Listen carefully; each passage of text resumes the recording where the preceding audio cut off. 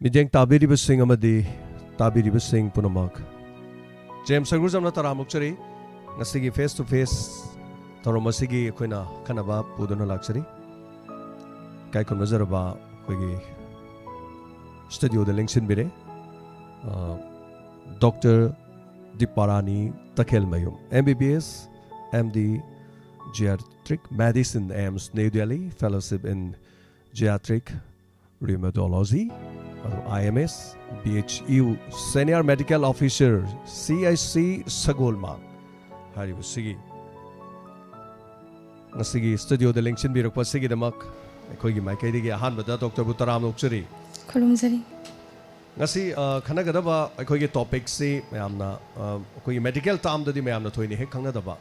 osteoporosis haibetare hariba sig maramda ahal da toina nagan balaina saru patharak pa haibesidan doctor khangjaring basing asi ahan makta da osteoporosis haibesi karino masi amuktang ahan da haibisi Osteoporosis se samna haibada saru padha haibani masida saru semgatpagi activity na hena handarakpa aduga saru kaidarakpagi sarukna hena yangsilakpa oidoini aduga masina maram oiraga saru sonjalakani saru yam laina tekani samna haijarabada akoina khoi mahum da holes macha macha mayam yawu dumaina saru da su mayam yawe aduga ahal oirakpagi matung ina natraga atopa disease na contribute tawraka Sumaina whole yawaze sum sauthore aduga adugi matungina laina oiraga saruje yam mapangan solaga yam laina tekpa oigale adubune bakogi osteoporosis hariba laina se haitare machi akogi common oina chahi kya dagi laina si nagan bage mas common oina nupida chahi yankhai gi mathak aidi khamkhraba matungda yam toina tawgali nupadana chahi 70 da yam common 70 gi matungda adu khala nganna manifest wargana even 60 years ki mamang da yam common oigali aduga atupa disease na ba hydra contributory factors khara haijarabada rheumatoid arthritis na ba adagi long term steroid yam koina charakpa adagi kidney disease na ba diabetes na ba laina makhal mayam khara le adumaina na ba kangu da na he na nganna lakali okay Haribasi aduga amasi nupi singa nupa singa si effect tawbasi karamna hen bi bage mas kamanoina nupi dana hena effect tawe aduga nupa ama nabada nupi taruk nai ratio je aduga sahi 50 gi mathakta nupi ama nupi ahum laibada nupi ama de anamba nagale osteoporosis yam common oi masigi maram haijarabada khamgraba matungda estrogen handarakpa estrogen je hormone makhalamne thagi laingai da nupi da dum changnai phajana yawbako si handarakpagi matung ina saru je saru kaidarakpa saru sumakpagi chang yam hengale adagi nupi da di peak bone mass se hanadagi khara low oi nupa ga compare tobada aduga nupi gi lifespan jina khara hen banina nupi da na prevalence khara hele mayam pura mangase gi live to lingsin birok lipa madi radio da tabiri ba mayam nasu thoro masida adom no wahang hangbagi khudong sabada dum leijai wahang hangbagi khudong sabasi akhoi gi number 9077282001 hari basidani aduga number sida call to birakanda adomna Dr. Lengsin biringe da wahang hangbadumak adum khodak aside gi adum ayaba pizare aduga doctor nasu takpi kre osteoporosis haibasi maruina nupina thagi kongkap khamkhrama matung da nupida effect tawi haibo wafam amasu pambikre nupaga nupiga su nupirom da hena aduga tonga balaina da diabetes aduga te na wasingishu tapigre doctor no hojik aduga koi doctor phaming ida koi khangmina ba yaba wafam khara so dum khangmina si aduga lengchen birakli ba mayam no wahang hangbagi tanja do su Pizari adumak masi khudong sabs lejare doctor usi makhata badaina laksaningi bofam si what lifestyle factors contribute to weak bones haitare ko masi matang da kitang thambi se lifestyle su yam roi ber role osteoporosis contribute yam tawi ko sedentary lifestyle haidi modernizations urbanization maram oiraga yum da dum phamaga haidi computer mamang da phamaga thabak tawba si ju risks yam wanghale osteoporosis ki adagi nutrition ga ju makha pole ꯑꯩꯈꯣꯏꯅ ꯂꯣ calcium diet ꯑꯗꯒꯤ vitamin ꯗꯤ ꯍꯟꯊꯔꯛ ꯗꯤꯐꯤꯁꯦꯟꯠ ꯑꯣꯏꯕꯀꯣ vitamin ꯗꯤ ꯗꯤꯐꯤꯁꯦꯟꯠ ꯑꯣꯏꯕꯒꯤ ꯃꯦꯟ ꯔꯤꯖꯟꯁꯦ natural ꯋꯦꯗ ꯍꯥꯏꯖꯔꯕꯗ ꯁꯟ exposure ꯅꯨꯡꯁꯥ ꯌꯥꯏꯕ ꯍꯟꯊꯔꯛꯄ ꯌꯥꯝꯅ ꯑꯗꯒꯤ ꯁ꯭ꯃꯣꯀꯤꯡ ꯏꯠꯁꯦꯜꯐ contribute ꯐꯖꯅ ꯇꯧꯏ excessive alcohol yu phajana thakpa ko smoking da ju just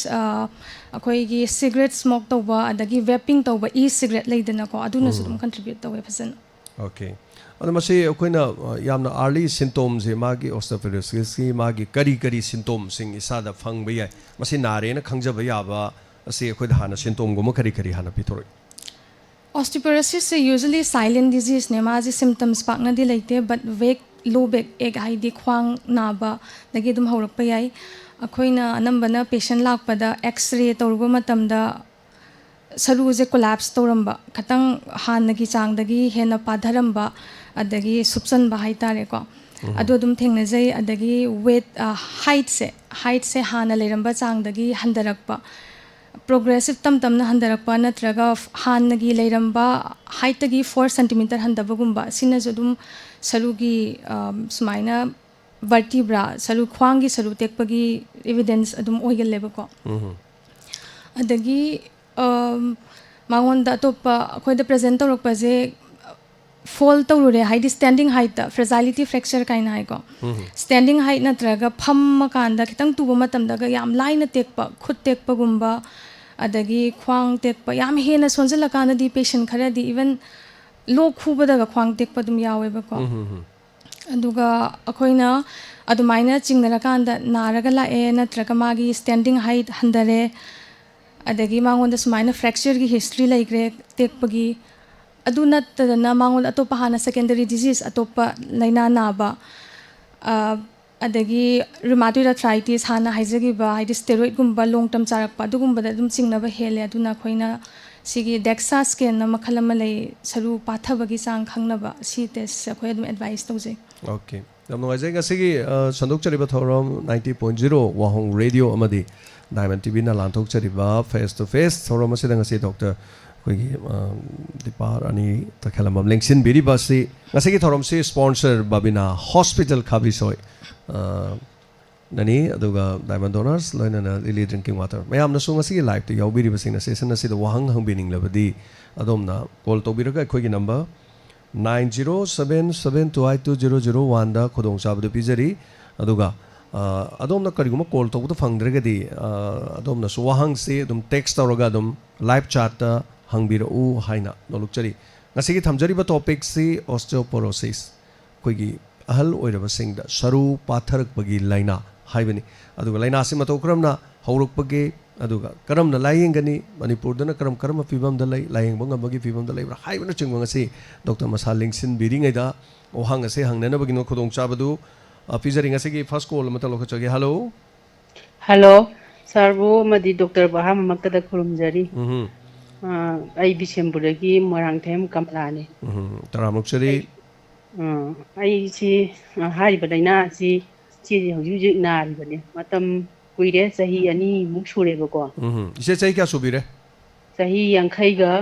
manga yankhai taru dumai changa mani yankhai manga taruk adudi monopause oziki magi thagi kano lepasi dum oibiramani chai matang si lepiraba adu hellepadagi sigi hariba laina asi khangaudana oirammeba ko adudi ngasai doctor na jo haibi kiba monopause ngasai gi akhoi gi kano si thai khongkap lep khitaragadi hormone mayam yorok pasi yorok tabadagi masel laina si tawgalli haibam su pangre adu ise tapiu makhatana habiu adu haujikse aije jengbabudi doctor kya ama yenge adu hidal dakpudi haujikse sari ko ye doctor Jenims ta ba Dr. Johnson gi pesel oiraga haujikse laijari ko okay aduga magi dalang dakpudi sari adu tungda hariba laina asi samlapna kai hidak chai na thaibiram bayagadra hidak ti kari sai chimpa pu bi breche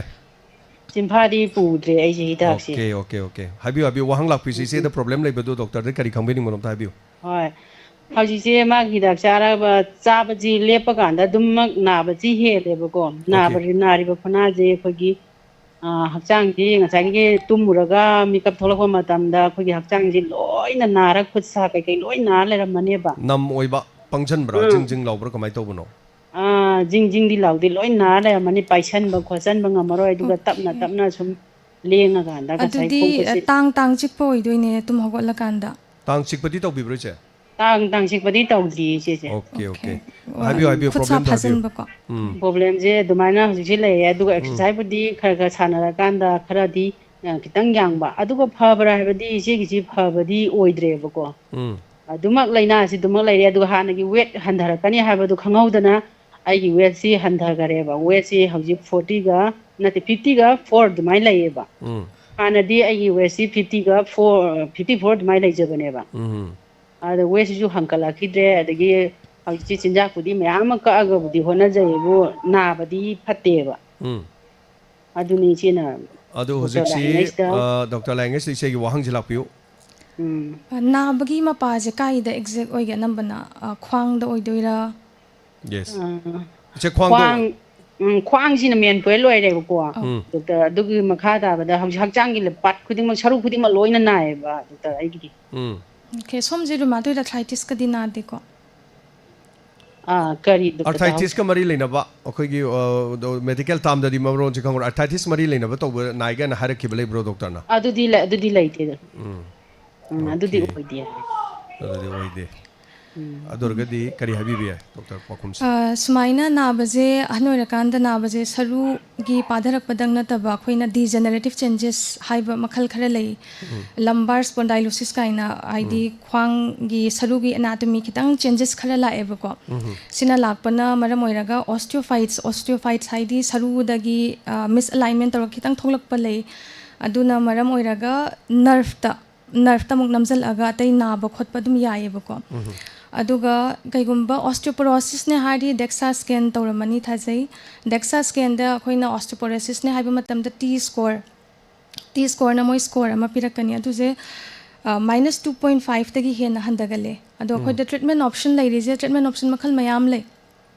ꯀꯦꯜꯁꯤꯌꯝꯒ vitamin ꯗꯤꯒꯗꯤ supplement ꯑꯣꯏꯕꯅꯦ ꯃꯣꯏꯗꯤ ꯑꯣꯁꯇꯤयोꯄꯣꯔꯣꯁꯤꯁ direct treat ꯇꯧꯒꯗꯕ ꯅꯠꯇꯦꯕꯀꯣ. ꯑꯗ treatment ꯑꯣꯞꯁꯟꯁꯦ ꯑꯩꯈꯣꯏꯅ ꯐ꯭ꯔꯦꯛꯁ score ꯀꯥꯏꯅ ꯂꯩ. ꯑꯗꯨꯒꯤ ꯁ꯭ꯀꯣꯔꯁꯤꯅ ꯃꯤ ꯑꯃꯅ ꯆꯍꯤ 10ꯁꯤꯒꯤ ꯃꯅꯨꯡꯗ ꯇꯦꯛꯀꯟꯕꯒꯤ ꯆꯥꯡ ꯀꯌꯥꯝ ꯍꯦꯟꯅ ꯂꯩꯒꯦꯅ ꯍꯣꯠꯄ ꯃꯈꯜ ꯑꯃ ꯂꯩ. ꯑꯗꯨꯒ ꯄꯨꯜꯂꯒ ꯗꯦꯛꯁꯥ ꯁ꯭ꯀꯦꯟ ꯌꯦꯡꯉꯒ ꯑꯩꯈꯣꯏꯅ ꯄꯦꯁꯦꯟꯁꯦ ꯂꯣ ꯔꯤꯛꯁ, ꯃꯣꯗꯔꯦꯠ ꯔꯤꯛꯁ ꯅꯠꯇ꯭ꯔꯒ ꯍꯥꯏ ꯔꯤꯛꯁꯅ ꯈꯥꯏꯗꯣꯛꯑꯦ. ꯀꯩꯒꯨꯝꯕ ꯂꯣ ꯔꯤꯛꯁ ꯑꯣꯏꯔꯝꯕ ꯇꯥꯔꯗꯤ ꯀꯦꯜꯁꯤꯌꯝ ꯚꯥꯏꯇꯥꯃꯤꯟ ꯗꯤ ꯁꯄ꯭ꯂꯤꯃꯦꯟ ꯇꯧꯔꯒ ꯍꯥꯟꯅ ꯌꯦꯡꯉꯦ. ꯑꯗꯨꯒ ꯑꯣꯁꯇꯤयोꯄꯣꯔꯣꯁꯤꯁ ꯃꯥꯏꯅꯁ ꯇꯤ ꯁ꯭ꯀꯣꯔꯁꯦ ꯖꯁ -2.5 ꯑꯗꯥꯏꯗ ꯂꯩꯕ ꯑꯣꯏꯔꯗꯤ ꯑꯩꯈꯣꯏꯅ ꯑꯦꯟꯇꯤ ꯔꯤꯖꯣꯞꯇꯤቭ ꯍꯥꯏꯕ ꯇꯥꯔꯦ. ꯁꯨꯃꯥꯏꯅ ꯄꯥꯊꯕꯁꯦ ꯊꯤꯡꯅꯕ ꯍꯤꯗꯥꯛ ꯃꯈꯜ ꯂꯩ. ꯁꯤ ꯍꯥꯟꯅ ꯀꯥꯞꯄ ꯌꯥꯏ ꯅꯠꯇ꯭ꯔ ꯆꯥꯕ ꯌꯥꯏ. ꯆꯥꯒꯦ ꯍꯥꯏꯔꯒꯅ ꯆꯍꯤ 5 ꯄꯤꯖꯩ. ꯀꯥꯞꯀꯦ ꯍꯥꯏꯔꯒꯅ ꯀꯣꯟꯇꯤꯅ꯭ꯌꯨꯁ ꯆꯍꯤ 3 ꯀꯥꯞꯄꯦ. ꯆꯍꯤ ꯑꯃꯗ ꯑꯃꯨꯛꯇꯪ ꯀꯥꯞꯄꯦ ꯀꯥꯞꯄꯗ. ꯑꯣꯀꯦ. ꯑꯗꯨꯒ ꯏꯟ ꯀꯦꯁ ꯁꯤꯒꯤꯁꯤꯅ ꯍꯥꯏ ꯔꯤꯛꯁ ꯑꯣꯏꯔꯕ ꯑꯣꯁꯇꯤयोꯄꯣꯔꯣꯁꯤꯁꯁꯤꯅ ꯈꯔ ꯍꯦꯟꯅ ꯁꯣꯛꯆꯜꯂꯦꯅ ꯍꯥꯏꯕ ꯇꯥꯔꯗꯤ ꯑꯇꯣꯞꯄ ꯍꯤꯗꯥꯛ ꯍꯥꯏꯗꯤ ꯖꯁ ꯄꯥꯗꯕ ꯊꯤꯡꯕ ꯅꯠꯇꯕ ꯄꯥꯗꯔꯤꯕ ꯄꯣꯠꯇꯣ ꯍꯥꯟꯅ ꯊꯥꯒꯠꯍꯟꯕ ꯑꯃ ꯆꯪꯉꯦ. ꯑꯗꯨ ꯊꯥꯒꯠꯄꯅꯕ ꯍꯤꯗꯥꯛ ꯃꯈꯜ ꯃꯌꯥꯝ ꯂꯩ. ꯑꯗ ꯅꯨꯡꯇꯤꯒꯤ ꯀꯥꯞꯄ ꯍꯤꯗꯥꯛ ꯂꯩ. ꯊꯥ 6 ꯈꯨꯗꯤꯡꯒꯤ ꯀꯥꯞꯄ ꯍꯤꯗꯥꯛ ꯂꯩ. ꯊꯥ ꯈꯨꯗꯤꯡꯒꯤ ꯀꯥꯞꯄ ꯍꯤꯗꯥꯛ ꯂꯩ. ꯑꯗꯣ ꯑꯩꯈꯣꯏꯅ ꯄꯦꯁꯦꯟꯒꯤ ꯀꯟꯗꯤꯁꯟ ꯃꯥꯒꯤ ꯑꯐꯣꯔꯗꯦꯕꯤꯂꯤꯇꯤ ꯍꯥꯏꯗꯤ ꯄ꯭ꯔꯥꯏꯁ ꯔꯦꯟꯖ ꯈꯔ ꯑꯗꯨꯝ ꯈꯦꯠꯅꯔꯛꯄꯅꯤꯅ ꯑꯗꯨꯒꯤ ꯑꯣꯞꯁꯟꯗꯣ ꯑꯩꯈꯣꯏꯅ ꯄꯤ. ꯑꯗꯨꯒ ꯂꯩꯅꯥꯒꯤ ꯃꯇꯨꯡ ꯏꯟꯅ ꯍꯥꯏꯗꯤ ꯄꯦꯁꯦꯟꯁꯤꯅ ꯀꯩꯒꯨꯝꯕ ꯀꯤꯗꯅꯤ ꯁꯣꯛꯑꯦ ꯍꯥꯏꯔꯗꯤ ꯑꯩꯈꯣꯏꯅ ꯀꯥꯞꯅꯤꯡꯉꯦꯅ ꯍꯥꯏꯔꯁꯨ ꯍꯤꯗꯥꯛ ꯃꯈꯜ ꯃꯌꯥꯝ ꯀꯥꯞꯄ ꯌꯥꯗ꯭ꯔꯦ. ꯍꯤꯗꯥꯛ ꯑꯀꯛꯅꯕ ꯑꯃꯅꯤ ꯈꯛꯇꯪ ꯂꯥꯛꯑꯦꯕ ꯑꯗꯨꯗ ꯀꯥꯞꯄ ꯌꯥꯕ. ꯑꯣꯀꯦ. ꯑꯗꯨ ꯑꯣꯏꯔꯒꯗꯤ ꯍꯥꯏꯔꯤꯕꯁꯤ ꯍꯧꯖꯤꯛꯀꯤ ꯃꯈꯜꯁꯤꯡꯁꯤ ꯑꯗꯨꯝ ꯇꯦꯁ ꯇꯧꯕꯒꯤ ꯌꯥꯕꯒꯤ ꯃꯑꯣꯡ ꯂꯩꯔꯦꯅ ꯇꯥꯛꯄꯤꯔꯦ. ꯑꯗꯣ ꯏꯆꯦ ꯀꯔꯤ ꯑꯇꯣꯞꯄ ꯇꯦꯁ ꯇꯧꯈꯤꯕꯗꯤ ꯂꯩꯕꯤꯕ꯭ꯔꯣ? ꯏꯆꯦꯒꯤꯁꯤ ꯇꯦꯁ ꯂꯣꯏ ꯇꯧꯈ꯭ꯔꯦꯕꯀꯣ. ꯑꯗ ꯉꯁꯥꯏꯒꯤ ꯑꯩꯒꯤ ꯀꯤꯗꯅꯤ ꯀꯩꯝꯇ ꯊꯣꯏꯗꯣꯛꯄ ꯑꯅꯥꯕ ꯑꯇꯣꯞꯄꯗꯤ ꯂꯩꯇꯦꯕꯀோ. ꯑꯗꯨꯒ ꯑꯩꯒꯤ ꯈ꯭ꯋꯥꯡꯒꯤꯁꯤ ꯀꯥꯞꯈ꯭ꯔꯦꯕ. ꯀꯥꯞꯇ꯭ꯔꯤꯉꯩ ꯃꯇꯝꯗ ꯏꯆꯦꯁꯦ ꯍꯧꯒꯠꯄ ꯉꯝꯃꯝꯗꯦ, ꯆꯠꯄ ꯉꯝꯃꯝꯗꯦ. ꯑꯗꯨꯒ ꯑꯩꯈꯣꯏꯒꯤ ꯐꯃꯨꯡꯗ ꯑꯗꯨꯝ ꯂꯩꯔꯝꯃꯤ. ꯑꯗꯨꯕꯨ ꯊꯥ 6ꯁꯤ ꯆꯠꯄ ꯈꯣꯠꯄ ꯉꯝꯃꯝꯗꯦ. ꯍꯤꯗꯥꯛꯇꯣ ꯀꯥꯞꯄꯕ ꯃꯇꯨꯡꯗ ꯏꯆꯦꯁꯦ ꯍꯧꯒꯠꯂ ꯆꯠꯄ ꯉꯝꯃꯛꯄꯅꯦꯕ. ꯑꯣꯀꯦ. ꯑꯦꯅꯤꯋꯦ ꯉꯝꯃꯒꯁꯨ ꯃꯁꯤ ꯗꯣꯛꯇꯔ ꯑꯩꯈꯣꯏꯒꯤ ꯃꯁꯤ ꯀꯔꯤꯒꯨꯝꯕ ꯑꯩꯈꯣꯏ ꯏꯆꯦꯅ ꯀꯔꯤꯒꯨꯝꯕ ꯌꯦꯡꯖꯒꯦꯅ ꯍꯥꯏꯇꯥꯔꯒꯗꯤ ꯗꯣꯛꯇꯔ ꯀꯗꯥꯏꯋꯥꯏꯗ ꯗꯣꯛꯇꯔ ꯑꯦꯚꯥꯏꯂꯦꯕꯜ ꯑꯣꯏꯅꯤ ꯑꯗꯨꯒ ꯌꯦꯡꯕ ꯌꯥꯕꯁꯤ ꯀꯔꯤ ꯃꯦꯟꯁꯟ ꯈꯤꯇꯪ ꯇꯧꯕꯤꯔꯝꯃꯨ. ꯑꯩ ꯍꯧꯖꯤꯛꯁꯦ ꯀꯔꯦꯟꯂꯤ CHC ꯁꯒꯣꯜꯃꯥꯡꯗ ꯇꯥꯖꯩ. MO ꯑꯣꯏꯅ ꯄꯨꯖꯔꯤ. ꯑꯣꯀꯦ. ꯗꯤꯇꯦꯜꯁ ꯑꯗꯣ ꯑꯩꯈꯣꯏꯗꯒꯤ ꯑꯗꯨꯝ ꯈꯪꯕꯤꯕ ꯌꯥꯅꯤ ꯏꯆꯦ. ꯑꯀꯨꯞꯄ ꯃꯔꯣꯜꯗꯤꯀꯣ ꯃꯈꯥ ꯇꯥꯅ. ꯑꯗꯣ ꯀꯔꯤ ꯇꯧꯕ ꯌꯥꯒꯦ ꯍꯥꯏꯕꯗꯨ ꯌꯦꯡꯃꯤꯟꯅꯁꯤ. ꯊꯥꯒꯠꯆꯔꯤ ꯏꯆꯦ ꯊꯧꯔꯝ ꯑꯁꯤꯗ ꯀꯣꯜ ꯇꯧꯕꯤꯔꯛꯄ ꯑꯗꯨꯒ ꯃꯌꯥꯝꯁꯨ ꯋꯥꯍꯪ ꯍꯪꯕꯤꯌꯨ. ꯉꯁꯤ ꯗꯣꯛꯇꯔ ꯂꯦꯡꯁꯤꯟꯕꯤꯔꯤꯉꯩꯗ ꯉꯁꯤꯒꯤ ꯗꯣꯛꯇꯔ ꯃꯈꯥ ꯇꯥꯕ ꯀꯣꯜ ꯉꯥꯏꯖꯕ ꯑꯣꯏꯅ ꯑꯩ ꯋꯥꯍꯪ ꯑꯃꯊꯪꯒ ai lakchege aduga masigi osteoporosis ki diagnosis karamna diagnose tawbage mase amukta nga habis diagnosis se akoina general practice ta DEXA scan na makhalam lay scan haidi akoigi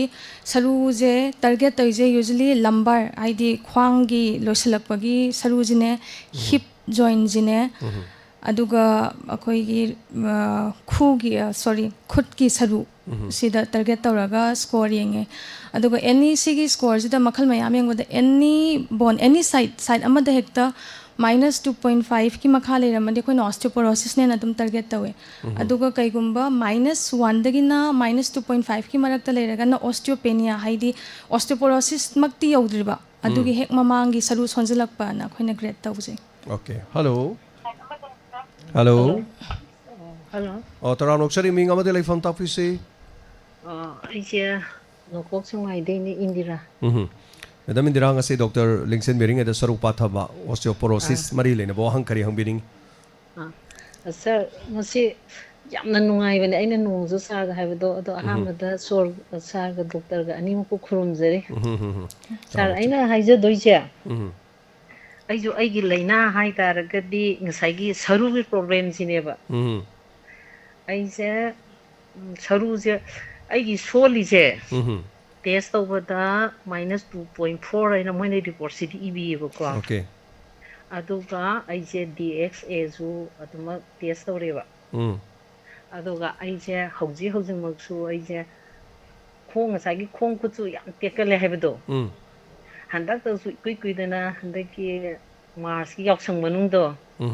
aduda mu khongsa jipla leithi adage mu ngarang hanje ade khitang phare na aije vendage phadre adu ngarang hanje amusum tu sile asmai da yam toi ni su tuiba Madam Indira sahi kya di subire sahi se aije 53 plus adu ne de wasa thagi lakpo khotpa lep pachi oibire ko adu di aduga asi lep tringe ge mamang hai tare ko adai hona saru ge problem se dum leyeba okay kharangan na la eba ko kharangan na haibadi aije 2007 ai akoi ma leitabagi adwai degi hona khu je hana hidak se kapa hore saru je hoi adagi adui matong che da amu akoi gi yengbadi akoi gi kanogi lampen gi PM do physiotherapy ge dom da dom yengeba akoi gi mamang gi ku doctor kunjaba sine su yang puina ung yengbi adui matong da bimon su tum yengbi ba ado kapa ya ba se akoi gi sahi se akoi gi ngasai gi doctor na haidi ki ba tha taruk le ga so adu tha khuding gi or so numi khuding gi or so to mai dum kapa me ba ko ado kapa ba matong sida sahi gi oina mu su kape ba ado sahi gi kapa sida sahi ahum bhaudi continue mu chathare andagi mu kapa da lan manung dagi mu khat henjal na 23 24 25 se kape ada aina hangningi singa sai gi 26 se handaki je aina hangbudi hoi doctor da budi aigi concern tu ri hangde som ta hangningi so kai ji hangbiu ngasai gi makha sathana kapa yabra haibajinga yai haibam ji takpire ko ado asigi simaga adege mo aigi je mo DSA lobada 2.5 sizu yam soeba aduna maram oibana khangde nga halaitana khong khut tekpa adi L45 khwang na ba chachu ga dom pai le janu zai ji adu ji maroi bo hang se doctor da la pening isi makha tan hida ka pa yabra adu nga sai gi scan tawda DX ma gi scan tawda 2.5 le masi wangi bra nemi bra kari pakhum ko si sun le re adi L45 sokpa se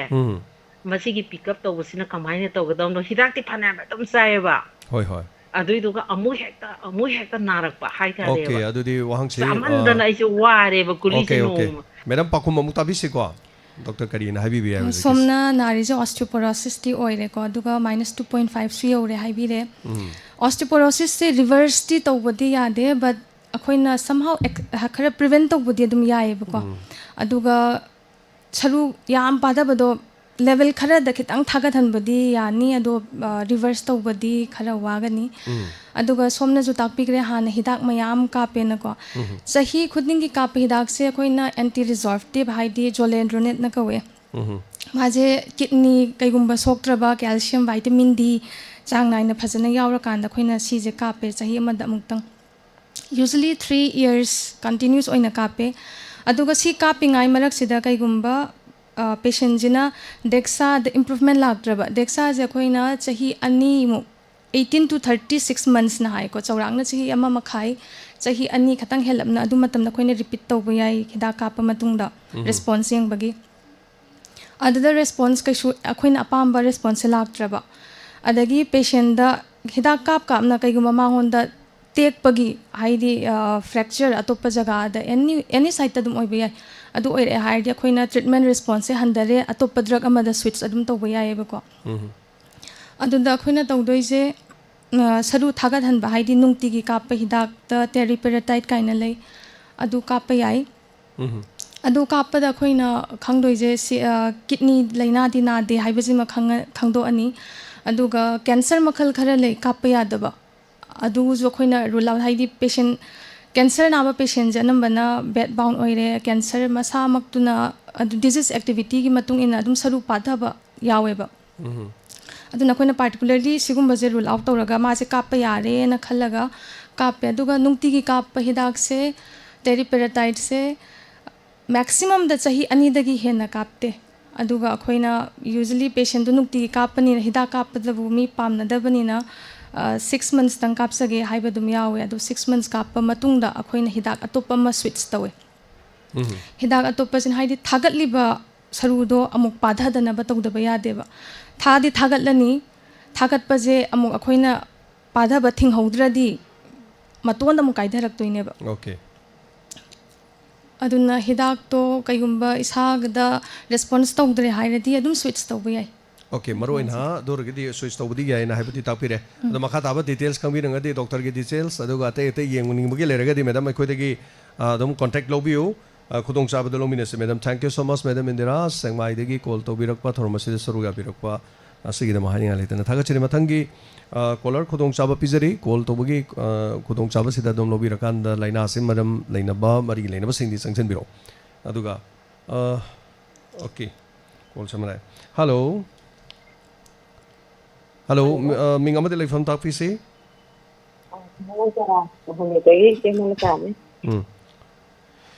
se wang bisi ispategi khangjaling ahamba mangtaga thagasari akoi iban pa sa nadi doctor thagasari ape wang bisi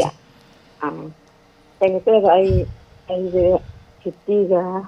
4 tap of the mana sure ba ko sa se ado khang na ba se khang na saru pa thai de hai gan han saru pathai na hai ba hana test toru ba kholu blai bro che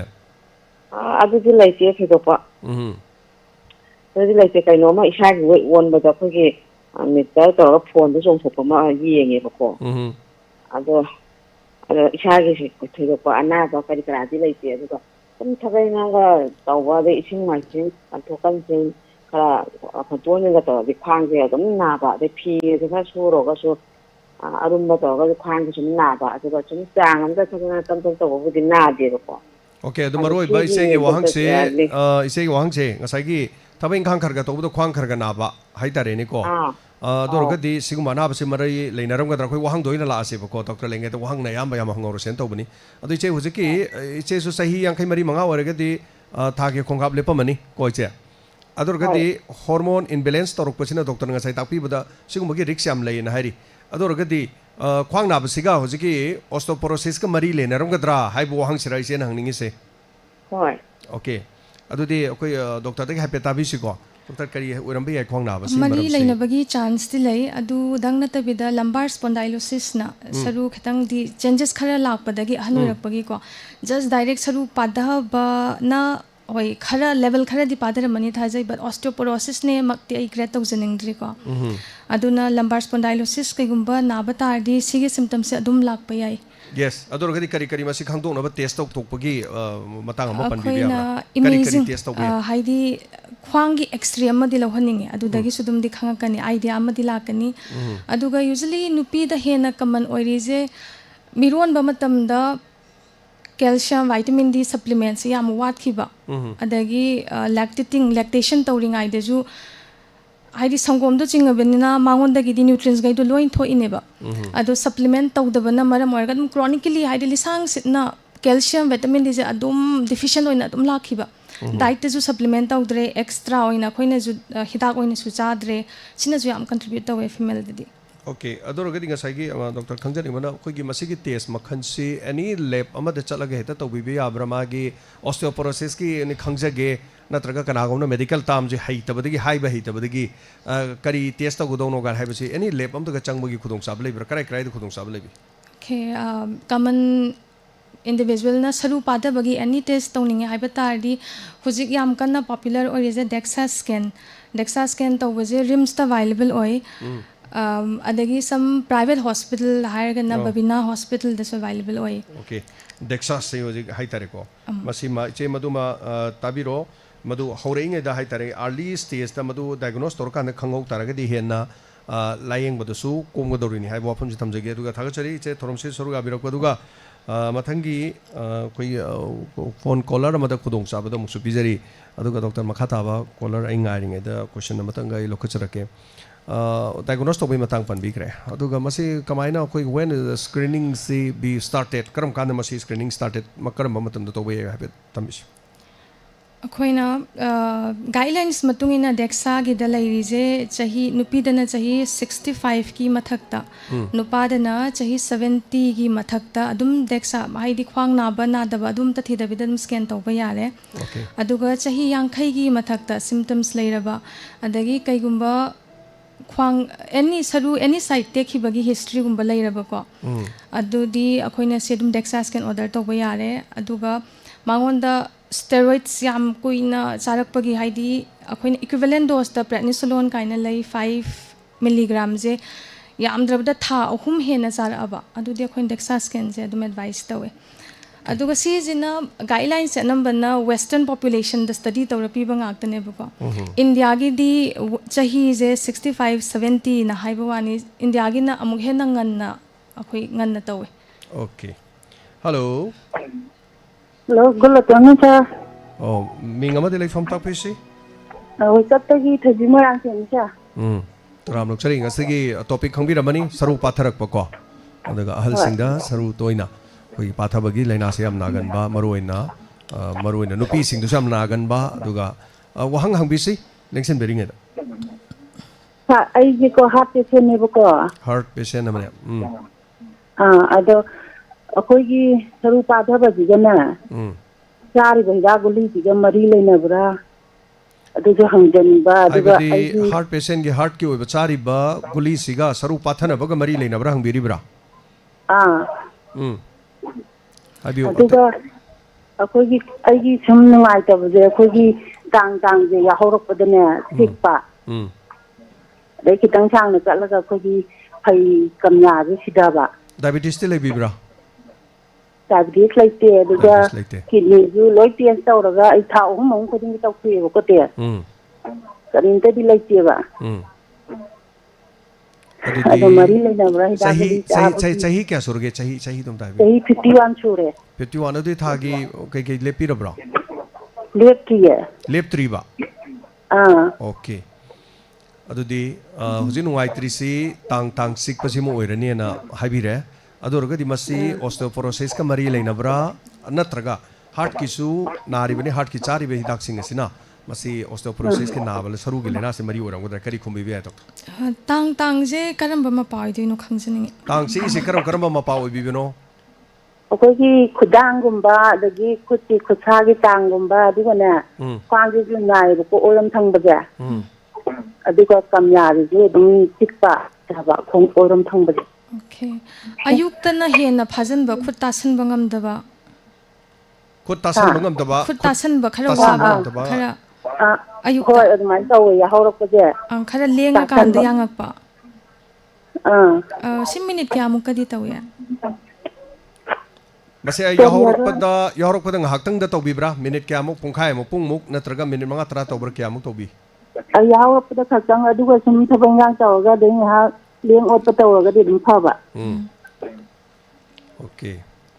kari test to topi bi ay do kari makhanda habi bi smaina tarok pase kya mukti kuire kunuma matam kya kuy birage smai tarok pase kuy okay ID kaigumba sina tang chikpa yauraba ayukta tang ga che kaigumba pomama ba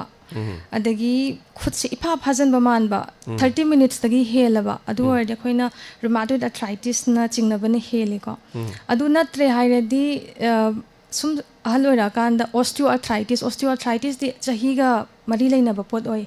sina dum ngahaktang dang chi haibani na extra rheumatoid arthritis mukti mande adu sigi osteoarthritis ki layeng ba gi mawong di exercise sina khwai best ti oi exercise taw bazina aduga osteoporosis di chance khitang di ne mi hujiki oina di adumaina tamjage haidi thagi ju dum lai bani na ko aduga khoina test ko mamadi tok thoga ngasai gi DEXA test ko madi tok ya promotion dadi DEXA je huji khitang di ngan mali aduga akoina DEXA kai gumba tawdra maksu kai gumba patient jina lepam badagi khitang tu bada natra phamam bada khitang tu bada trivial fracture id trauma jina yamna apikpa impact ama pira kanda fracture to batar ba kai gumba saru tek patar ba adu de DEXA mak natra jo khoina si fragility fracture na dum ka we ba ko DEXA tawdra maksu treatment hoba yare du wardi okay ador dinga sai rheumatic arthritis ki di magi di kari test makhal legi ni magi mane na khangba si kamai kari ni rheumatoid arthritis se anaman ma je clinical diagnosis ne clinical haibadi magi sign and symptoms da nambana khangni aduga test hairgana e da tawba yaba test lay rheumatoid factor anti-CCP kaina ida tawba yai aduna supporting diagnosis oiba moi sei chawrak pa test tawba da ngasai gi DEXA soiro rheumatic kano gi si makhan ma takpiri duga mo sei round about lupa kaya mo ka di sangi test tawba da lising gi manung satro gi manung chatre manung kaya mo ka lei moi sei natraga maybe chawrak aina khangjaba da rims ta tawradi honge rims na trajenims ta budi ka aduga DEXA je rims ta 500 ta yai yes private hospital da di around 2000 something exactly minimum maximum adagi manung da haitare ko adudi mathangi color da moi khudong chaba bijare aduga masi doctor na takpi matam da su thagi khongkap leplaba nupi sing haibani adu ngasi ngasai di lagi si nupa color mata laktri nupa color machu dum lakpiu maramdi masi wahang hangjabada masi nupa da su dum nagan ba laina ma dum oibibra masai haipete hangjagre doctor masi kare habibi nai nupa da ju nai akara di kamandi oide nupa da di nai aidi nupiga nupaga yang pada general oina physical activities nupa na khara hele aduga exercise tawba aidi akhoi ki bone je magi mechanism je khoina pressure piri gai ma adum growth helakani kan be helakani ko aduna mechano receptive hai tare ma jam sensitive hoiba akoina mechanical haidi weight bearing exercise adagi resistance exercise tawrakanda ma je adum kankhalak pa hele nupa na khara hele si je aduna aide lifestyle de ju ahong ba khara lei aduna sina nupa na khara common oide aduga nupi na hormonal impact su leire aduga general oina khoina yengma matam de every family female haidi akhoi gi parents sungaire kaino na mama na chaba haidi diet to anamana sacrifice to no oina thengnei ba ko khoina sum thengna jaba da yes yam no aje mathangi color ma lokho sage hello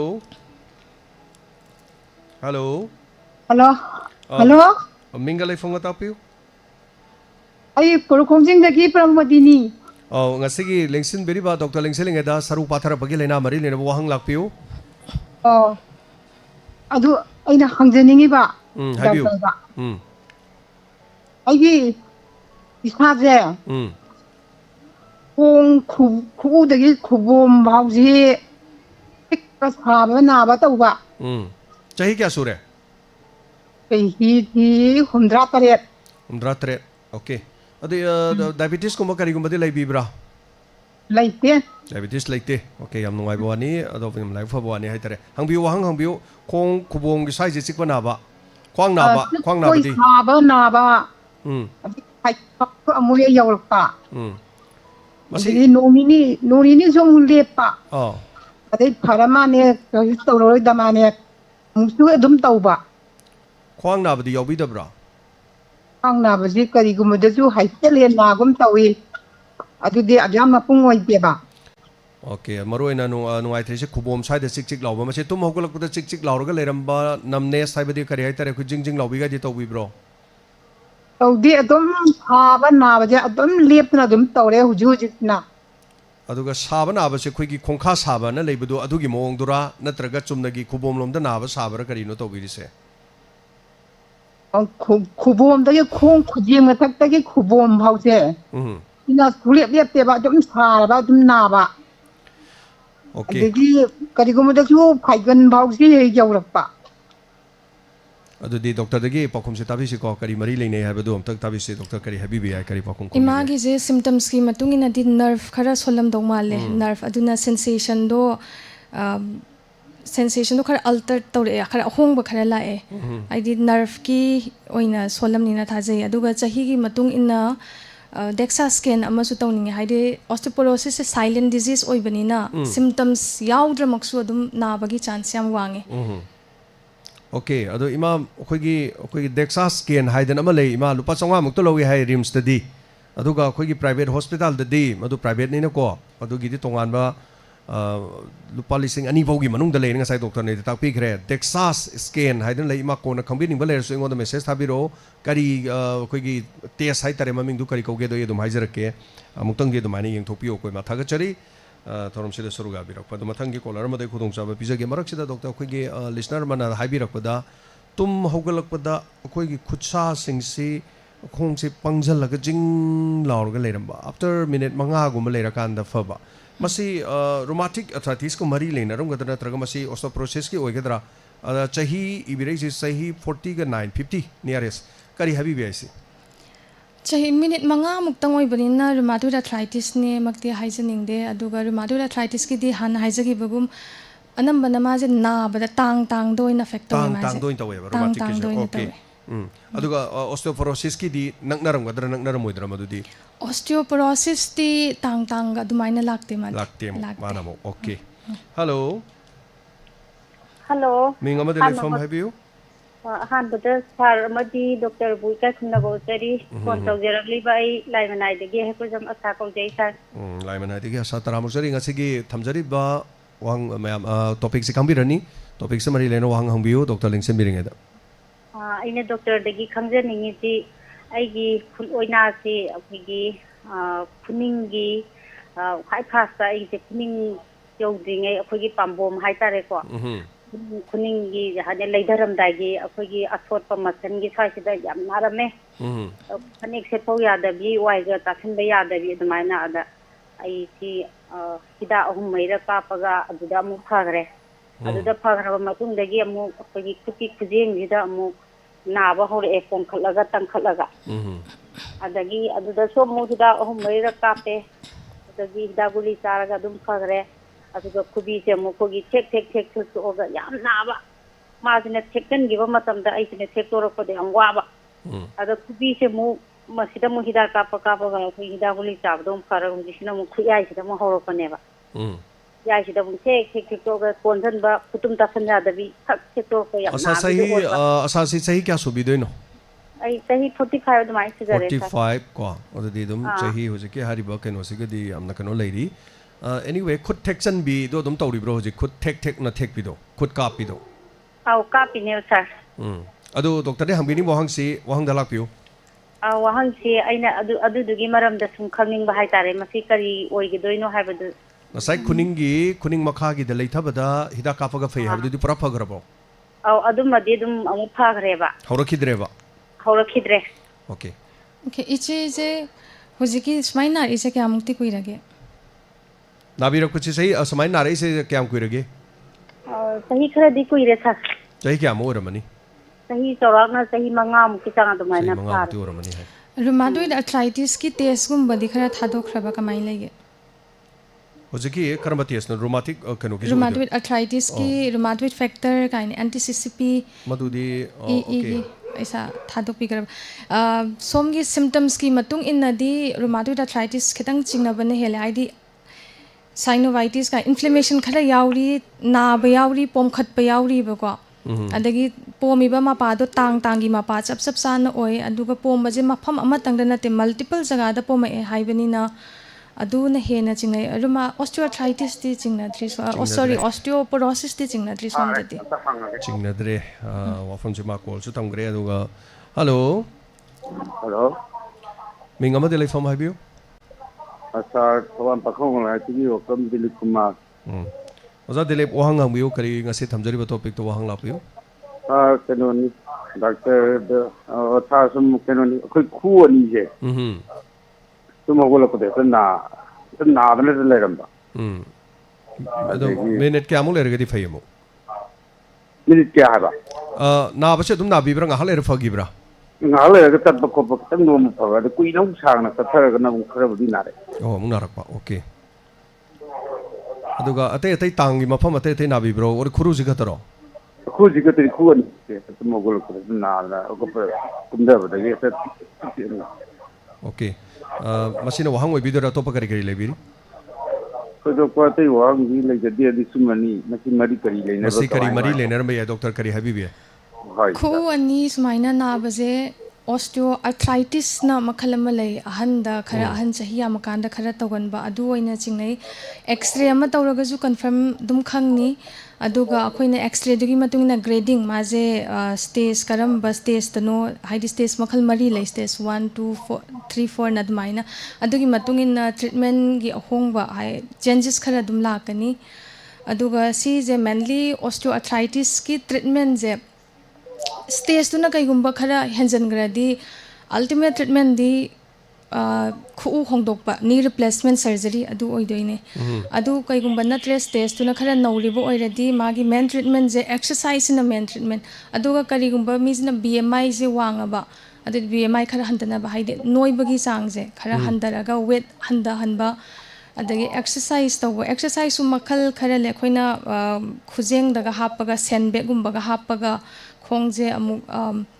ꯀꯣꯟꯖꯟꯕ ꯑꯃꯨꯛ ꯀꯣꯟꯊꯣꯛꯄ ꯑꯗꯨꯃꯥꯏꯅ ꯇꯧꯔꯒ ꯍꯥꯏꯗꯤ ꯁꯔꯥꯎꯟꯗꯤꯡ ꯑꯩꯈꯣꯏꯒꯤ ꯈꯨꯒꯤ ꯑꯀꯣꯏꯕꯒꯤ ꯃꯁꯜꯈꯩꯁꯦ ꯀꯟꯈꯠꯅꯕ ꯑꯗꯨꯃꯥꯏꯅ ꯑꯦꯛꯁꯔꯁꯥꯏज ꯇꯧꯕ ꯌꯥꯏ ꯑꯣꯖꯥ ꯏꯁꯥꯗꯤ ꯂꯨꯝꯕ꯭ꯔꯥ ꯏꯁꯥ ꯅꯣꯏꯕ ꯆꯥꯎꯕ ꯑꯣꯏꯕꯤꯕ꯭ꯔꯣ ꯈꯤꯇꯪꯗꯤ ꯆꯥꯎꯈꯠꯂꯦ ꯈꯤꯇꯪꯗꯤ ꯆꯥꯎꯈꯠꯂꯦꯀꯣ ꯑꯗꯣ ꯋꯦꯠꯁꯦ ꯈꯤꯇꯪ ꯍꯟꯊꯕꯩ ꯃꯊꯧꯗꯤ ꯇꯥꯗꯧ ꯃꯥꯜꯂꯦ ꯑꯗꯨꯒ ꯉꯁꯥꯏꯒꯤ ꯑꯩ ꯗꯣꯛꯇꯔꯗ ꯍꯪꯖꯅꯤꯡꯕꯗ ꯉꯁꯥꯏꯒꯤ ꯀꯩꯅꯣꯒꯤ ꯑꯥꯔꯊ꯭ꯔꯥꯏꯇꯤꯁꯀꯤ ꯑꯦꯛꯁꯔꯦ ꯇꯧꯕꯁꯤ ꯑꯦꯛꯁꯔꯦ ꯃꯐꯝ ꯑꯃꯗ ꯆꯠꯀꯥꯟꯗ ꯑꯩꯈꯣꯏ ꯀꯔꯤ ꯍꯥꯏꯔꯒ ꯑꯦꯛꯁꯔꯦ ꯇꯧꯒꯅꯤ ꯑꯗꯨꯒ ꯃꯔꯣꯟꯁꯦ ꯀꯔꯤ ꯍꯥꯏꯕ ꯌꯥꯏ ꯃꯦꯗꯤꯀꯦꯜ ꯇꯥꯝꯗ ꯀꯔꯤ ꯍꯥꯏꯕꯤꯕ ꯌꯥꯏ ꯑꯦꯅꯤ ꯑꯦꯛꯁ ꯍꯥꯏꯗꯤ ꯈꯨꯒꯤ ꯑꯦꯛꯁꯔꯦ ꯑꯗꯨꯝ ꯍꯥꯏꯕ ꯌꯥꯅꯤ ꯈꯨꯒꯤ ꯈꯨꯒꯤ ꯑꯦꯛꯁꯔꯦ ꯈꯨꯒꯤ ꯑꯦꯛꯁꯔꯦ ꯑꯃ ꯂꯧꯒꯦ ꯍꯥꯏꯔꯀꯥꯟꯗ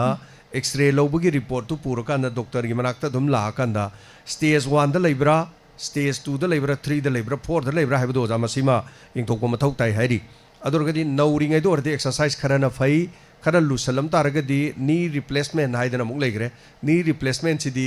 ꯌꯥꯝ ꯆꯥꯎꯕ ꯀꯩꯅꯣꯃꯅꯤ ꯑꯣꯏꯔꯝꯗꯧ ꯃꯥꯜꯂꯦ ꯃꯁꯤ ꯑꯗꯨꯝ ꯑꯩꯈꯣꯏ ꯃꯅꯤꯄꯨꯔꯗꯁꯨ ꯑꯗꯨꯝ ꯂꯩꯕꯤꯕ꯭ꯔꯥ ꯃꯁꯤ ꯅꯤ ꯔꯤꯄ꯭ꯂꯦꯁꯃꯦꯟꯒꯤ ꯈꯨꯗꯣꯡꯆꯥꯕ ꯂꯩꯔꯕ꯭ꯔꯥ ꯏꯚꯟ ꯄ꯭ꯔꯥꯏꯚꯦꯠ ꯍꯣꯁꯄꯤꯇꯥꯜ ꯑꯣꯔ ꯁꯔꯀꯥꯔꯒꯤꯗ ꯀꯔꯤ ꯀꯔꯤ ꯂꯩꯔꯤ ꯗꯣꯛꯇꯔ ꯃꯁꯤꯝꯇꯪ ꯍꯥꯏꯕꯤꯔꯝꯃꯣ ꯅꯤ ꯔꯤꯄ꯭ꯂꯦꯁꯃꯦꯟꯁꯦ ꯑꯗꯨꯝ ꯇꯧꯗꯤ ꯇꯧꯋꯦ ꯃꯅꯤꯄꯨꯔꯗꯗꯤ ꯑꯣꯀꯦ ꯌꯥꯝ ꯅꯨꯡꯉꯥꯏꯖꯔꯦ ꯊꯥꯒꯠꯆꯔꯤ ꯑꯣꯖꯥ ꯍꯥꯏꯔꯤꯕꯁꯤ ꯑꯝꯇꯪ ꯑꯦꯛꯁꯔꯦ ꯑꯃ ꯂꯧꯊꯣꯛꯄ ꯇꯉꯥꯏ ꯐꯗꯕ ꯑꯃ ꯂꯩꯔꯤ ꯑꯗꯨꯒ ꯈꯨꯒꯤ ꯑꯦꯛꯁꯔꯦ ꯑꯃ ꯂꯧꯊꯣꯛꯄꯤꯔꯒ ꯗꯣꯛꯇꯔ ꯑꯃꯒꯤ ꯃꯅꯥꯛꯇ ꯍꯥꯏꯇꯥꯔꯦ ꯃꯁꯤꯗ ꯑꯗꯨꯝ ꯆꯠꯄꯤꯔꯒꯗꯤ ꯁꯣꯏꯗꯅ ꯈꯪꯒꯅꯤꯅ ꯊꯝꯖꯒꯦ ꯊꯥꯒꯠꯆꯔꯤ ꯃꯊꯪꯒꯤ ꯀꯣꯂꯔ ꯑꯃꯗ ꯑꯃꯨꯛ ꯈꯨꯗꯣꯡꯆꯥꯕ ꯄꯤꯖꯔꯤ ꯑꯗꯨꯒ ꯃꯔꯛꯁꯤꯗ ꯑꯩ ꯀꯣꯜ ꯑꯣꯀꯦ ꯀꯣꯜ ꯂꯥꯛꯈ꯭ꯔꯦ ꯍꯜꯂꯣ ꯍꯜꯂꯣ ꯍꯜꯂꯣ ꯍꯜꯂꯣ ꯇꯥꯕꯤꯔꯕ꯭ꯔꯥ ꯍꯜꯂꯣ ꯑꯣꯖꯥ ꯆꯤꯡꯁꯨꯕ ꯇꯥꯕꯤꯗ꯭ꯔꯦ ꯑꯣꯖꯥ ꯐꯣꯟꯗ ꯑꯝꯇ ꯃꯥꯏ ꯑꯣꯟꯁꯤꯟꯕꯤꯌꯨ ꯇꯥꯕꯤꯗ꯭ꯔꯦ ꯑꯣꯖꯥꯁꯦ ꯑꯗꯨꯝ ꯐꯣꯟ ꯄꯥꯏꯔꯒ ꯂꯩꯔꯦ ꯑꯦꯅꯤꯋꯦ ꯃꯊꯪꯗ ꯐꯣꯟ ꯇꯥꯔꯒ ꯑꯃꯨꯛ ꯍꯟꯅ ꯇꯧꯕꯤꯔꯛꯑꯣ ꯑꯣꯖꯥ ꯆꯤꯡꯁꯨꯕ ꯑꯗꯨꯝ ꯀꯣꯜ ꯇꯧꯕꯤꯔꯝꯃꯦ ꯑꯗꯨꯕꯨ ꯑꯗꯨꯝ ꯐꯣꯟꯗ ꯃꯥꯏ ꯑꯣꯟꯁꯤꯟꯕꯤꯔꯛꯇ꯭ꯔꯦ ꯑꯃꯨꯛ ꯍꯟꯅ ꯑꯩꯅ ꯇꯧꯕꯤꯔꯦ ꯃꯔꯛꯇ ꯍꯥꯏꯖꯅꯤꯡꯕꯗꯤ ꯑꯩꯅ ꯄ꯭ꯔꯦꯛꯇꯤꯁ ꯁꯨꯝ ꯇꯧꯖꯕꯗ ꯄꯦꯁꯦꯟ ꯈꯔ ꯑꯗꯨꯝ ꯂꯥꯛꯑꯦ ꯗꯦꯅꯣꯁꯨꯃꯦꯞꯅ ꯊꯥ 6 ꯈꯨꯗꯤꯡꯒꯤ ꯀꯥꯞꯄ ꯍꯤꯗꯥꯛ ꯀꯥꯞꯄꯀꯣ ꯏꯟ ꯀꯦꯁ ꯄꯦꯁꯦꯟꯁꯤꯅ ꯊꯥ 6 ꯈꯨꯗꯤꯡꯒꯤ ꯀꯥꯞꯄ ꯍꯤꯗꯥꯛꯁꯦ ꯀꯥꯞꯀꯦꯅ ꯈꯟꯕ ꯇꯥꯔꯗꯤ ꯃꯔꯛꯇ ꯂꯦꯞꯄꯗꯤ ꯂꯦꯞꯍꯟꯅꯤꯡꯗꯦ ꯍꯥꯏꯗꯤ ꯁꯤꯒꯤꯁꯦ ꯗꯦꯅꯣꯁꯨꯃꯦꯞꯁꯦ ꯌꯨꯖꯂꯤ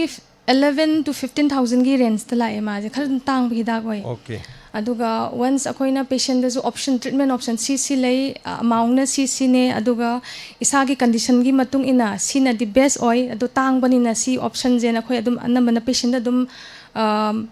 ꯑꯦꯗꯤꯀ꯭ꯋꯦꯠ ꯅꯣꯂꯦꯖꯇꯣ ꯑꯗꯨꯝ ꯄꯤꯅꯕ ꯍꯣꯠꯅꯖꯩꯑꯕꯀꯣ ꯑꯣꯀꯦ ꯑꯗꯣ in case ꯄꯦꯁꯦꯟꯅ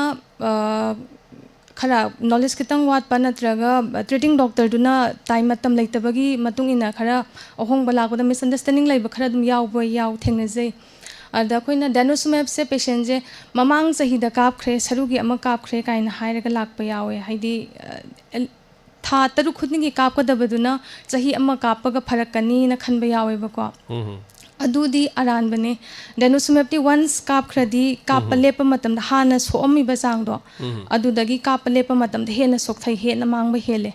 aduna kaigumba denosumab kappa patient na lepke na khaladi adugi matamduda doctor amma tanaraga atoppa amma na switch tahoba na yam phai khanjai. Okay. Marakta call lakpira me do call lakpa singsi hol to bidragadi adum adum na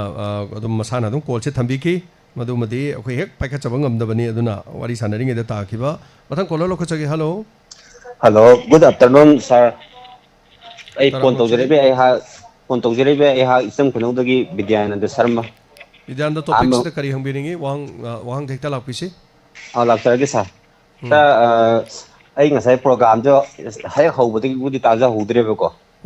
the Sarnan have today, Kato, Quite. Have you one take the lapis? Lecture is a hung. So could give me a yam, but this are Fang Sarugi, Lena, Saru Patrak, Pamsung, Fang. Na ba khu na ba kho baje akhoi gi masigi men ko se thabak yam kan suba ga mari leina para na aina doctor de hangdening ba ta thabak yam suba ga mari leina bara saru patha ba je na bi ko saru patha ba de gi phang na ba khot pa di khu na ba khot pa tang ri ka sik pa je thabak suba ga di mari leina ba di man de doctor de pakom ta bi se osteoporosis ki oina di thabak suba na he na ka ne osteoporosis haidi saru padha bagi sang handag halle I came to Suda with a sedentary lifestyle. I don't pamagalay, but midna hen a padavagi sang hele. Tabak subana, hen a fay. Hen a payaduga, Kayumba Kwang ba, muscle pen di I did Nahanga tang the Bamina Arumba Nongini tang over the muscle pen tongue, I do not Kwang na by. Okay. I don't some toy not with Baminda di Pagna di Toro. Tagachari with Anda Wang and Birakuda, a sigi one topic that Ambiraka Tagachari. Thank you so much. Aduga marakta call to biramba ani home Chingsuba call to biramba so home luxury Singsuba tabira bro Tajal sir yam nuajare Singsuba wahang lakpiu sadum hangjilak pa yar sir yare ekta hungbiro sir ai si ngasi de tahi kumanga gi mamang de yana hana ai pangsi na ba hu ni pang na ba hu sir ai si lai phare parama to ai no cái hay thì quan thập ta cái làm chuyện chuyện là ai 사진 안 끝났다 그러면 우리 이 구지행 진나락 봐 구지행 나락 봐 doktor doktor 다 하니 사람이 있으면 또 해야 나 없으면 또 우리 사진 또 저는 우리 방 나라에 그만 또 생각한다 doktor이 마지막 동안에 능 남진 또 딱비라 봐 제가 또 아주 강원도 광주 무거수 아니 사회는 핵 누분 같다 나 칠락 봐 aduga kaimkan de se phagi ba chang khaccha de bisin bi yaw bi dak char tin thaba mati kamai to ino se aduga hard work to ru ga chu ai chi lai hu ko bi la phak na bi ko thit to thi masi kamai to no khwang na ba gi di test to biru ba MRI lo ba khot pa dung ma di lei bi gi bro sir everything loin to jare MRI lo ba de L45 soi ba khot pa kaim leite saru khara pathe da kuli chaw chai ba oh saru khara pathe hida kuli chaw khakang di hai ba aduh tujuh bat tu dia tu mahal berapa? Aduh hard work itu orang kena lai, oh itu mungkin muncul lai berkuang nabi ya, orang tahu. Oh kan na thabak susah luar kan na lai, hukum baik telak selak pak. Masih kari lai umur me, doktor kari. Atau petang sik payau tu bro. Tang sik padi kau padi yau bi bro. Tang gembok sik padi yau deh. Oh tu yau di hari kari tu biar X-ray gembok kari gembok na teraga kerana. MRI je kya am kui lagi lau kiba. MRI lau sih 18 years ku mudi sure. Asal dia am kui le. Ai di MRI lau haninge, ai di disc prolapse gembok orang ni nanti thaja ya, ai di symptoms ki matung ina kainom teraga position kitang hek soina laiba gumba dagi arumba thangu gumba aduda khwang he na na bo je disc tazu ya mari laiba ko disc herniation obi ai ado MRI du khatang di kuire MRI am tang repeat to haninge oza chingsu ba je thabak su yam kanjaba lomi amani haiba tai am suba kanba ado oza kuirabani na madu amutang di madu lokthok pira kanda ekta doctor manak chatpira ge te yem ge ko madum su tanasi taga chiri oza chingsu ba thank you so much ado call to birakpa si thorom sida mapung pan bi na mayam pono mono call to birakli ba sida hello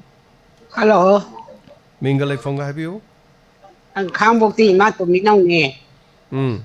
Ima wahang habiu masige topic ta. Phang si yang na ba aduga phang si na ra ga ho gi tat pa kan na re khal sa la ga chang ki wa ba. Aduga atai hak chang do ka sto te do hakum MRI lau kan di salu si ko le ai ba ma ho na. Aduga salu ko ndina ra khang de ising ba tin arum ba mi thang wa so ala pa kan de ka chat do Baba इमाई सही से क्या सूरे सही दी हुमुद्रा मरी सूर मने हुमुद्रा मरी लिसिंग थांग बदु हुमुद्रा मरी न ख्वांग चु कोले हैरी अदु कितंग चु वारे हैरी अदु करी न खाई बिबे करम टेस्ट तो बुया करी करी तो बुया ऑस्टियोपोरोसिस के सिम्टम्स से ख्वांग कोन बजिन सुदुम ओइबे याई हाइदी ख्वांग कोलगा लाकपा हानगी हाइट तगी हन हेन हंदबा अदो सिगी जे इमागी जे डेक्सास के नमतंग तो होनिंगे अदुगो मरक अरुमबदी यारिगै थांगबिगनो हाइदी बाटल अमतंग थांगबदा अदुम पेशेंट थेंगना जे बाटल अमतंग थांगोय हाइबदे ख्वांग दो कोलैप्स तोरगा हाइदी तेगा फमुंग ददुम हिप्पगा लेबा पेशेंट अदुम थेंगना जे अदुना हुजिकी ओइनादी अरुमबा थांगबजे थांगहनिंगदे इमा से हम नुक्सीबमना मथंतनी लेरिसे मासे मागिन हाइबदा कनाम लेते मतंदर अꯩꯅ ꯈꯪꯖꯕꯗ ꯑꯗꯨꯒ ꯆꯠꯄꯗꯁꯨ ꯀꯣꯂꯞ ꯆꯠꯄꯅꯤ ꯑꯗꯨꯅ ꯏꯁꯤꯡꯁꯨ ꯑꯔꯨꯝꯕꯁꯨ ꯊꯥꯡꯒꯅꯨ ꯍꯥꯏꯔꯤ ꯋꯥꯐꯝꯁꯤ ꯂꯨꯔꯤꯅꯤ ꯑꯗꯨꯕꯨ ꯏꯃꯥꯁꯤ ꯇꯦꯛꯁꯥꯁ ꯁ꯭ꯀꯦꯟ ꯑꯃꯇꯪ ꯇꯧꯔꯒꯗꯤ ꯔꯤꯝꯁꯇꯒ ꯆꯠꯂꯒ ꯂꯨꯄꯥ 500 ꯃꯨꯛꯇ ꯂꯧꯏ ꯍꯥꯏ ꯃꯗꯨꯒ ꯌꯦꯡꯊꯣꯛꯄꯤꯔꯀꯥꯟꯗ ꯀꯔꯤ ꯀꯔꯤ ꯇꯥꯟꯅꯕ ꯌꯥꯕ ꯂꯩ ꯍꯜꯂꯣ ꯃꯤꯡ ꯑꯃꯗ ꯂꯩꯐꯝ ꯍꯥꯏꯕꯤꯁꯦ ꯍꯜꯂꯣ ꯃꯤꯡꯒ ꯂꯩꯐꯝꯒ ꯇꯥꯛꯄꯤꯌꯨ ꯑꯩ ꯆꯥꯡꯄꯥꯠꯇꯩ ꯃꯤꯁꯣꯔꯣꯖꯤꯅꯤ ꯀꯧꯋꯦ ꯋꯥꯍꯪ ꯍꯪꯕꯤꯁꯤ ꯑꯩꯒꯤ ꯀꯩꯅꯣꯁꯦ ꯈ꯭ꯋꯥꯡꯁꯦ ꯍꯥꯟꯅ ꯀꯩꯅꯣ चही 10 ममांगे नारगा चारगा लाई अदो चही 2 सूरे ऑपरेशन तौर मनपुर डॉक्टर नागोजेनजू डॉक्टर विक्रमनजू मोदू ऑपरेशन तौदब तौजरे चही 2 सूरे हजिके खों ओई थांबगी खोंसा खुंबीजी यावदबीदा खोंसाजे अदुम जिंग हौरगा अदुम लैबा पंगहनबा हाइतारे चही क्या सूरगे चही humphuni सूरे अद चही ऑपरेशन तौबदगी चही अमा भावदी चंगी अदो था अहुमदैना अमा भाव दुमाई चंगेन हाइ फागद्रा हायरागा हुजिके अदुम खजिंग हौरगा दुम लैबा दै याहौबजे फुकने हगोट पंगमदबा खुंजे तुगे तौबा पंगहनबा हाइतारे ओइजे दिगे हंजे नेसुम इमाना सर्जरी तौगिबस ऑपरेशन तौगे हाइजे डिक्स तो खरा पेथोए डिक्स कक्पगी ओइदोइरा कई ऑपरेशन ओइगे निंगसंग बिद्राबा हेलो ताबिरिब्रा इमा गसाइगी ऑपरेशन तौगिबदो ख्वांगिदो डिस तो हेंदोकपगी डिस कक्पगिरा करम ऑपरेशन ख्वांगी तौग्रिजे कइनोनि हाय थरू लोंझन्नबनी अदो हाना सी खोंग मरीजे सी नादन चटपंगमदना याम तौरमेबा अदो ऑपरेशन तौबदैदि अदुदि फारेबा कोइगी नाकन gi ओइ थांबगी सरू लैदिजे सिगी मथक नादना इना अदगी खुबोम स्वाइ मथक फाउजे इना फुजन लगा खांग हिदाक चारगा अदो ऑपरेशन तौगी मदगी अदो मक्ति नाबदी फारे अदो हुजिक हजिंग हौरगा अदुम जिंग अयाम मतमदा तौले खोंसाजे फगतबा सिथाबदौना दुम तौबा इमा डायबिटीज ति लेब्रा डायबिटीज ति लेते ओके डॉक्टर करे हबीबे इमागी जे मरु ओइना सिंगलीगी ओइना तवे सरू अनि लोंजनबा मरकता सरूगी ख्वांगी सरूगी मरकतनेबा डिक्स लैनी अदुगी मरकता मु नर्व सटकनी सिंगली सटकनी कइगुंबा अदुगी दुदा खितंग डिक्स तोइगेरा सरू दोइगेरा खितंग सोलकपा मतमदा ख्वांगी सिंगली जिदा खोइ नमजलकनी अदु नमजलकपदुना ख्वांगदगी नर्व से सिंगली जे खूताना चिंगदोइनेबा मखादा चेंदादोइनेबा अदुना नमजनबन मथक्ता नमजलदी मखादा कंपलसरी पंगदबा सिदबा नुंगाइतबा खरादि दुम तोगनीमा अदो ऑस्टियोपोरोसिस मकनेदी आई हाइनिंगदे अदुदी नर्व का मरी लेने ये सिंगलीगा अदुगा चही मतांगजिगी ओइनदी आई ऑस्टियोपोरोसिस सु खरादि लामनी थाजै करी टेस्ट तौबे करी तौबे डेक्सा दुम तौजेना हाइजन अदुना इमा अखोइगी डेक्सास की स्कैन अमा हाइतारेको अमतंग तौबिबगी मथौ तारे द रिम्स तदि लुपा 500 मौनु याय है अदुगा अखोइगी प्राइवेट हॉस्पिटल सिंग को बबिना गुम कइगुमदा सलगदी लिसिंग अनि बो मनुंग द याने मदु अमतंग टेस्ट तौथोपिरो डॉक्टर गा ताना बिरगदी करी लेगे नमतंग येंगबदी यायमा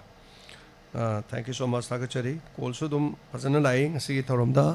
हेना सरुक या बेरी बमयाम खंगौदे डॉक्टर 55 मिनट ऑलरेडी गॉन अदु मथंग कॉलर मसु लाई वहंग मनि तंग लोखचगे हेलो सर मदि डॉक्टर बु हम डॉक्टर दे इकास न बुक्तर ए हुकप तक दि साबिति दे ननुवाजे वहंग लापिसी doctor दai wahang amata hangjege sa hangbiyo akoi gine phang na ba kan jina ne akoi na sum pharmacy na sum haibi ba ko saru patha pagini ado sem hadra adu bido wat pagini ado guli je tham da lupa chahungi si guli je cha tho ga da sum hai ba ko doctor ꯑꯗꯨꯕꯨ ꯆꯥꯕ ꯌꯥꯕ꯭ꯔꯥ ꯌꯥꯗꯕ꯭ꯔꯥꯕ ꯗꯣꯛꯇꯔꯗ ꯌꯦꯡꯗꯅ ꯍꯥꯏꯖꯒꯦ calcium ꯋꯥꯠꯄ vitamin ꯗꯤ ꯋꯥꯠꯄꯁꯦ ꯁꯤꯁꯤꯅ ꯃꯔꯝ ꯑꯣꯏꯔꯒ ꯁꯔꯨ ꯄꯥꯊꯕ ꯑꯗꯨꯝ ꯌꯥꯏ ꯑꯗꯣ ꯃꯦꯟ ꯑꯣꯏꯅ ꯀꯦꯜꯁꯤꯌꯝꯒ ꯚꯤꯇꯥꯃꯤꯟ ꯗꯤꯁꯦ ꯅꯦꯆꯔꯦꯜ ꯋꯦꯗ ꯐꯪꯉꯗꯤ ꯌꯥꯝ ꯍꯦꯟꯅ ꯐꯩ ꯀꯦꯜꯁꯤꯌꯝ ꯌꯥꯝ ꯌꯥꯎꯕ ꯗꯥꯏꯠ ꯍꯥꯏꯔꯒꯗꯤ ꯃꯤꯜꯛ ꯑꯦꯟ ꯃꯤꯜꯛ ꯄ꯭ꯔꯗꯛꯁ ꯍꯥꯏꯗꯤ ꯁꯪꯒꯣꯝ ꯁꯅꯥ ꯁꯪꯒꯣꯝ ꯑꯐꯝꯕꯒꯨꯝꯕ ꯑꯗꯒꯤ ꯒ꯭ꯔꯤꯟ ꯂꯦꯐꯤ ꯚꯦꯖꯤꯇꯦꯕꯜꯁ ꯑꯁꯪ ꯑꯃꯥꯟꯁꯦ ꯌꯥꯝ ꯍꯦꯟꯅ ꯆꯥꯕ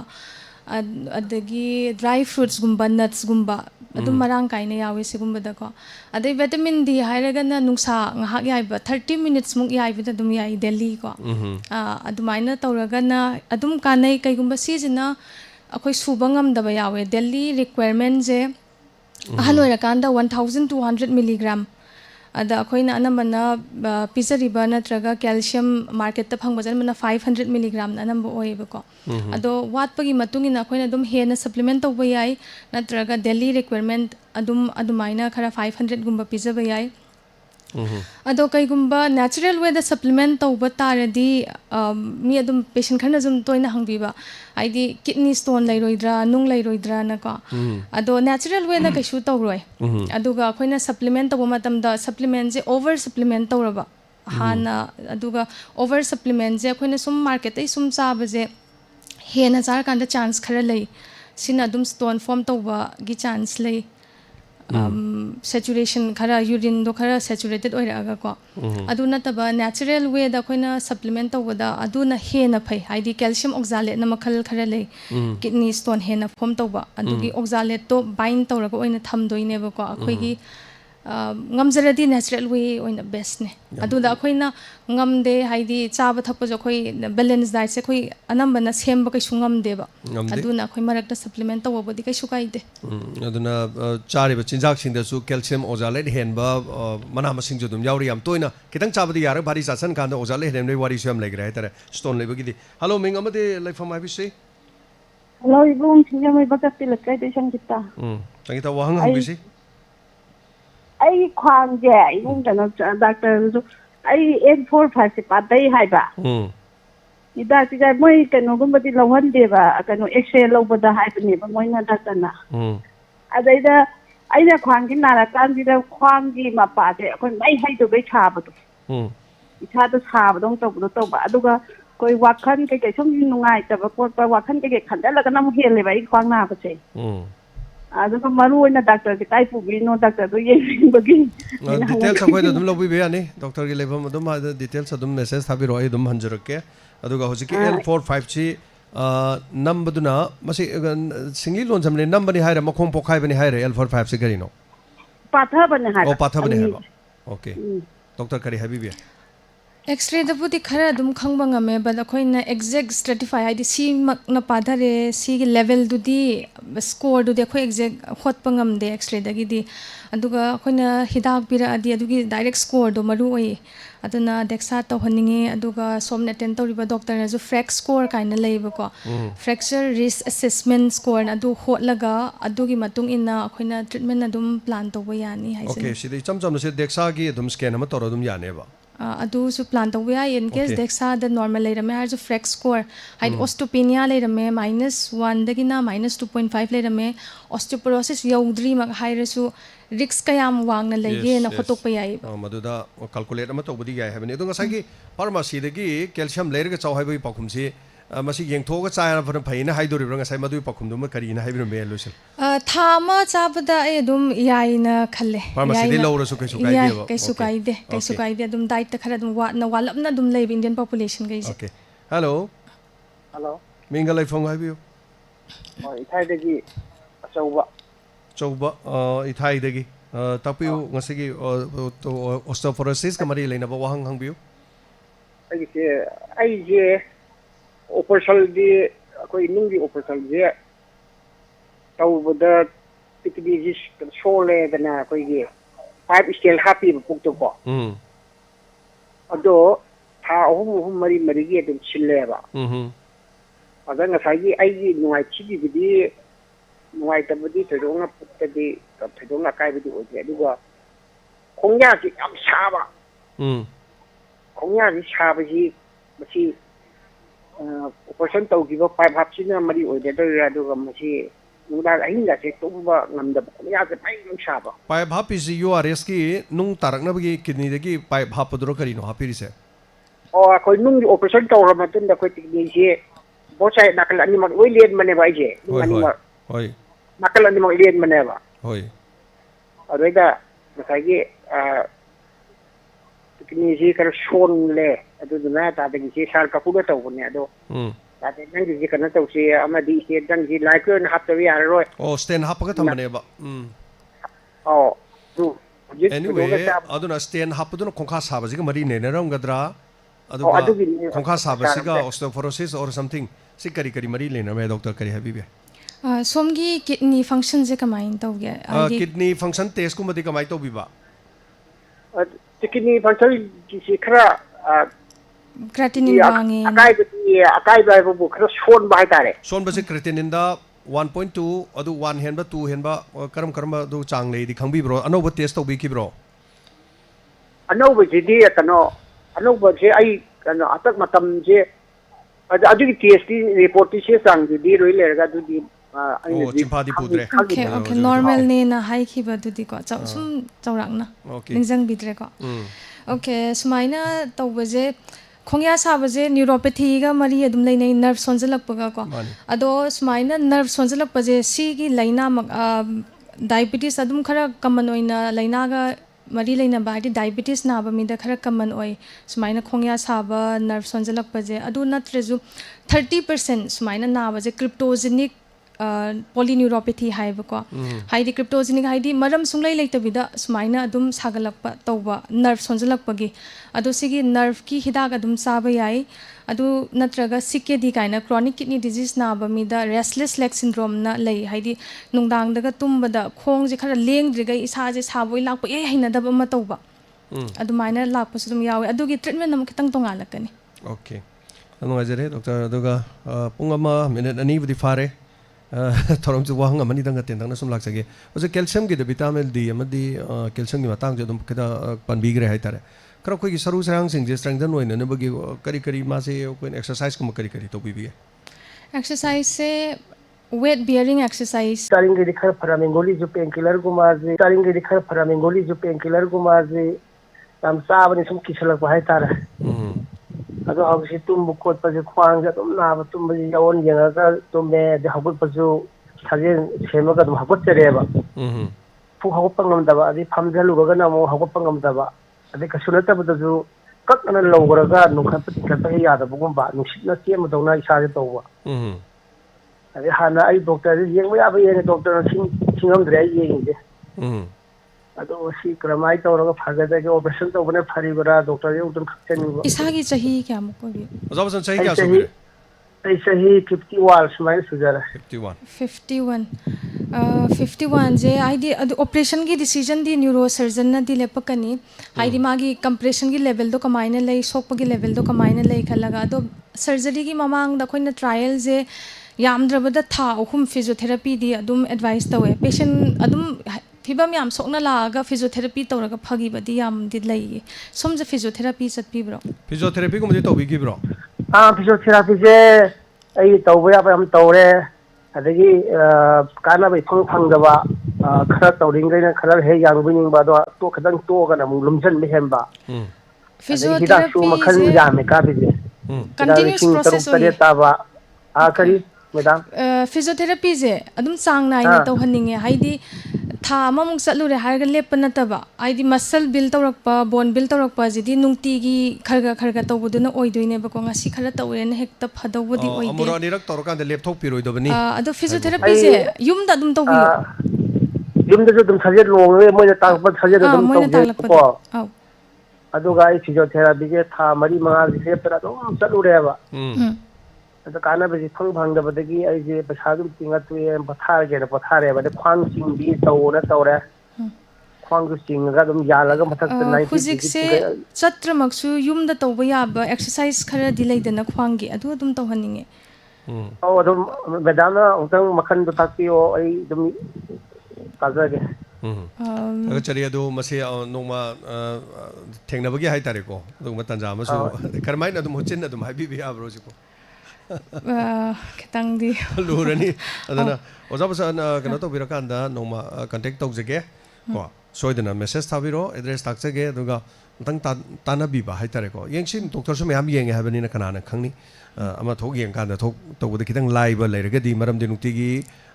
फिजियोथेरेपी चटपा हाइसे अदुम प्रॉब्लम हमनी अदुना था हुमरी चलमबगा मदु सेनगे प्रॉब्लम ओरमसु या मोरमसु या फलक ट्रेन सत बोरमसु या युमदा करी करी तौजबा याबा मखल लेरगदी को अदुगी तंजादो सदुम नोमिनसे हाइजरिबको याम नुगाजरे अदुगा डॉक्टर अखोगी ngसागी सु मथंग मथंग लाकपदा लोइसलकपदा कॉमन ट्रीटमेंट से मसिगी अवेलेबल कमाइ तौबुनो मसि अमतंग हाबिस अखोइना रिस्क कंट्रोल द रिस्क से खरा कंट्रोल तौगे हायरदी कैल्शियम एडिक्वेट ओइना सप्लीमेंट तौबा अदगी विटामिन डी फजना चाबा एक्सरसाइज तौबको हक्चांग साजेल अदुम अंगम हक्चांग साजेन अदुम तौबियो यारिगे अदुम फमजल लगा लैबा सेडेंटरी लाइफस्टाइल से यारिगे तौबिगनो अदुगा ऑस्टियोपोरोसिस नारे हाइरा कांद ट्रीटमेंट अखोइन तौबा याइजे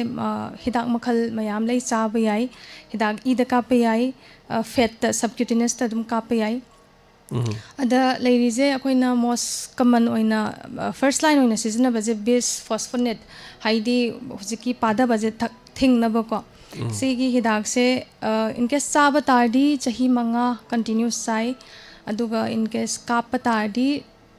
चाही अहुम चाही अमद अमुक अमुरक तौरा कापी मरक ड्रग हॉलिडे जे चाही अनि अहुम थमगा अमुक रिस्टार्ट तवे अदुगा सी चाना कईगुंबा पेशेंट जिना डेक्साद इम्प्रूवमेंट लाक्ट्रबा लाकदबा खोइन एक्सपेक्टेड तौबदो लाक्ट्रबा अदगी मांगोंदा मरक्तगा हिदाक ट्रीटमेंट मनुंगदगा सरू खितंगा तेगलाबा अतोप्पा फ्रैक्चर अखोइ हाइदी फ्रैक्चर कंट्रोल तौरीने अदुदा फ्रैक्चर लाक्पा तारदे अतोप्पा हिदाक खितंग अकनबा हाइतारे अदुदा मुक स्विच तौबा याइ अदा खोइन लेइजे टेरिपेराटाइट ले टेरिपेराटाइट से बोन बिल्डिंग एनाबोलिक चिंगे माजे पाधबा पोतो हान थागत हनबा अदु थागत हनबजे नुक्तिगे अदुम कापा याइ नुक्तिगे कापगा माजे ममांग लेना हाइजखिबा ड्रग बिसफॉस्फोनेट से मागी ममनजे लिसिंग अनि अहुम अदुमाइन लाकनी चाही अमदम तंग कापकनी अदुगा टेरिपेराटाइट से था अमदा लिसिंग मंगा तरुक अदुगी चांग द लाकनी था अमदा कापदा नुक्तिगे कापकनी मैक्सिमम 2 years अदुगा खोइना पेशेंट दो हाइदी 2 years योंगनबा अनंबा पेशेंट काप के कैसु हाइदे मरकता इलेपगे न अदुमाइन हाइ अदुमाइन हाइजे अदुना खोइना यामद्रबदा 6 months ते कापियो न अदुम हाइ अदु 6 months से काप मतुंगदा खोइना ड्रग से सेमगतलिबा पोट से अमु काइददनबा हिदाक अमा हापे हाइदी अमु काइदबा थिंगनबा हिदाक अमना सतलाउना कवर तहवे अदु नत्रगना इनकेस किडनी सोकपमीदा दिना ममांग हाइजगी ऑप्शन से खतंग लिमिटेड ओइरे किडनी सोकपमीदा कापीजे डेनुसुमेब कापे याइ माजे ऑलमोस्ट 15,000 की रेंज तले माजे एवरी 6 monthly था तरु खुदिंगी कापकनी अदु कईगुंबा काप के हाइबा तारबा किडनी सोकपमीदा दि ऑप्शन लैतबनिना काप के ना वंस लेप खिबा तारदी अदुम कंटिन्यूस अदुम कापीरो कईनो दमा हेक लेपदा हाना सोमबा चांगदगी हेना सोलक्तोइनेबा सरू अमतंग तेकपदो सरू अहुमगा पुलप तेलक्तोइनेबा अदुना डेनुसुमेब काप के हाइदी अदुगा किडनी के कईम सोकते फंक्शन लोइन यारी हाइबा तारदी अखोइना डेनुसुमेब से मथंगी कापा मतमदुदा अखोइना हिदाक अतोपा अमा स्विच तहौबा यायेबको मागी साइड इफेक्ट तो लाक्तनबा अखोइना रिबाउंड फ्रैक्चर गा हाइ डेनुसुमेब की स्माइना काप खंगलप लेपगा फ्रैक्चर मखल सरू अहुमदगा लम लाक्पा थेंगनेयेबको अदु नत्रगना रोमोसुजुमेब काइन हिदाक अनौबा मखल खरे लै अदुना 20 to 25,000 लै था खुदिंगी कापकनी माना खरा एडवांस ड्रग ओइ अदगी हार्मोन थेरापी तौबा याइ फीमेल दा ngana khamgiba gumba kanguda ko adumaina option khara dum okay ai last call amta loko chage ngasigi hello ayamba nana gobine ndo ojiki mamangi colordo hate buje manage tawebo ko hoi hoi nana gi jene kaina hoi ojiki doctor na pebi riba sahi du ga di asum jam khenare ko nana patti gi tanga ya du ga kaina ka nana gi jene koi gi tum baje koi ne tum jalla ba ko nong alaga hogol lak baje da koi gi pham baje ngam de ningang pham na taw chumna pham baje सिमंग अंदे दुगा कोई की तुम्बा जिली मी पोथा ना रे ने by ना तुम्बा ना है ना कोई लोंगा तुम्बा काले ख्वांग जिले नारक बल लेंग ngam दबि जे तावेबा अदे हगोट के हार कांदा ना फिबम सेंग लेंग खो तौर कांदा फंब ngamba अदो सी जे नाइ तौबनो स्माइना तौबजे के आमुक्ति कुइरे था के आमुक कुईदी कुईरे चाही अम्मा मुते है ममांग डॉक्टर दा असुम बिशनपुर डॉक्टर दा भेजे मो बदा मोइना आइना सरू गिरे स्टेज त लौबी हा काम तौरो ना सुम मोइन हिदा गोली इरे पिरिबा दु थामा चाय अदु कांदा बे सुम फरम है अदु हौजिसे सुम आयु हौजिसे खरगा तौरीबा मो तौरिया मयुक्से सुम फिबम सिमा हगोलेने बा तुम हगोलगा को दलो फंबा ngam दे बा लेन को मिनिट क्या मुकदी ओइ स्माइना ngam दबसे असुम हाक मिनिट मंगा अमुक तौरे दंगा थबक सुबा नोंगबुदी सुम कैसु तौदबा ओके तुम्बा मतमजिदा फजन लोंगा हिप्पा जे ख्वांगी दोन पालगा नाबिने ख्वांगे पालना कोइगे अतोप्पा हक्सांग इसादा तांग तांग चिक्पगुम्बा याउदे मिट का ngang मरक्ता अदुगुम्बदी याउदे अदुगा हाना ममांगदा तौरमबना काइना कान अखोई फाइगनजे पुरा कैसा अखोई सिदा बागदा खो फाइगनजे थांकन ngam गाड़ी दे काखतपा जे काखत ngam बा अदुमाय तौरमे हजिना अदुबुदी तौदरबा ख्वांगे खतंग ओइ तौ ख्वांगे हिप्पदा एक्सरे मखल खरा ले हिप की एक्सरे जस्ट ख्वांग की नतब को हिप की एक्सरे काइना सेक्रो इलियाइटिस न मखल खरा ले अदु येंगनिंगे अदुगा एमआरआई दसु अदुम एमआरआई नम हेन एडवांस वाई एक्सरे द उद्रे हाय दसु एमआरआई द खंगदोक याय एनकाइलोजिंग स्पॉन्डाइलाइटिस न मखल अमा लैये सोमगी सिम्पटम सिगा मानबा अदुगा इगी टेस्ट खरा तौरकनी एमआरआई तौरकनी अदु अमतंग येंथोकनिंगे ओके अदुदी वाफंग पाखुम सिने याबिरब्रा गोविन होय आम होय तागचरी डिटेल्स अदुम खंगबा यानिको अदुम स्पॉन्डाइलाइटिस की अदुगा ए ब्लड की मसो हाइबिरे एमआरआई मसो हाइबिरे अदु हिप की टेस्ट अमगी हाइतारे अदु मसो हाइबिरे कोई कॉल सी पोंजे मुंगला हेड तौरिजी हेलो लास्ट कॉल होजरे लास्ट कॉल सिना वहांग दला पिरसे डायरेक्ट सर आई के नमदा हंगजे दवने बा वहांग दला पिरो आं ख्वांजे अखोगी थबक तौरमबदगिनी सा लेंग ओटपा याद्रे हाइदने युमदा चंगाकु मतमदा अखोगी सफादा तुममगा लैबदा हौकटपा ngam लेंग ओटपा हेंग ngam हाइदारे अदु चहीदी चरांगपातगी नौबी चहीदी क्या नो चही कुंथागा मरी 34 थबक तौरबु खोलबदि ख्वांग लेंग ngam हाबियो अदो हाना ममांगदि केम नारमदबा हाइदारे थबक आलू तालोबदगी हलकपदा अखोगी पथागे वारे हाइदना चंगाकपदा अखोगी सोफादा तुममगा हौगलपा ngam हाइदारे अदो डॉक्टर दा चतना येंगु मतमदा सरुदी सोक्ते अदुगा अल्ट्रासाउंड लमदा लौबिरो हाइदना अल्ट्रासाउंड लौरे लौर मतमदा डॉक्टर येंग हमदा करिंदा काइबा लैतिगेना दि हारकपा हाइदारे हौजिकसु सुम नारिब्रो हौजिकति नादे सा अदु प्रॉब्लम से कइनो वहांग से करिनो अइना सिगी प्रॉब्लम से हम अमुक याम तोइ तम नागन लकपा नाबा हाइदारे सि प्रॉब्लम से ओके मरमर मस्कुलोस्केलेटल पेन होइना दिचिंग नै करी ने नाइ पकुम मस्कुलोस्केलेटल मसल पेन हाइदारे मसल क्रैम्प होइना दिचिंग नै सरुगी कैसु चिंगना दे अरुम्बा म तौरबदा हाइदी सुक्चेन चेंदबा मियमना चेलुरकांदा खुबोम नाबगुम्बा खरा कुइना दुम नाबा याविदना को मसल पेन हाइदारे अदरगदी ngasai ma ultrasound se lawru hai atopa test ma khalam tor chingnabagi yeng thokpa ya ba khari test de extra ka shu tawning de ai muscle pain ding hakine ba ko kuina dum naga da poti oidi mar mar tadi mu tori hari ba mai se ko okay activities tawrakanda henbra daily activities hai minor activities di ka shu taw de khara henjan na tawrakanda hen na tabak shu ba khotpa tawrakanda mar mak ta hubirak pro अदु अमुमुक्ति तौरे सा अदु याम कन्ना हेते इलेंग ओटपा ngam bai tare te hi ngam ki te hi te muk tau kre ko hanta ki te hi jong tang tau pa hai tare chahi 30 yam di nori hai tare sai exercise khara adum to haninge exercise khara tawre yenge je hoje adu disease ki level da di ki sugar tau janing dre anyway exercise tawrogadi kari exercise tau bi makhan ji kramaina hai bi khwangi resistance exercise hai di chumnagi khatang weight khara adum idea khona daily bottle id yum da dum leibada hairagana 500 ml 500 ml do dum khara dumbbell ki type ta kharum sanaba yai dagi 1 liter do dum khara taw yai walking khara dum taw haninge okay aga chari aduga stretching exercise flexibility ya maru oiba ko khara ching thok pa hai tare flexible oina ba nungare matam su dum loisale aduga almost ai kitang aroibada ngasigi waroisin purongnanabagi haitare calcium ki supplement masina chabasina yam sangna chabase sina kari effect lakpe calcium ki supplement chabaje akoina 500 chabada adum chaba yai haidi daily requirement je 1200 neba arembadu din watlaba neba ado akoina diet ta complete oina si 1200 sidi kaishu yawni thajade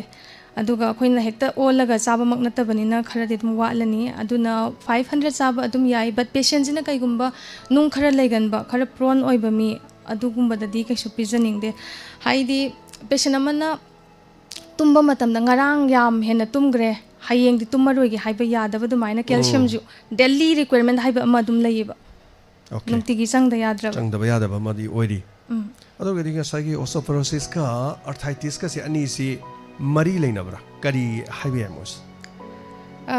osteoporosis sidi saru padharak pane usually aduga osteoarthritis tadi saru gi kitang degenerative changes kitang kheti khetnai ani je khetnai degenerative changes oina lakani amadana aduga amadana porous oirakani bone je magi mineralizations gumbada kitang khetnarakani aduga aina hygienic body osteoporosis se lying hodradi khara jati treatment khara dum why once fracture gumba tawraga patient jina bed bound laigradi ma hana toramba activity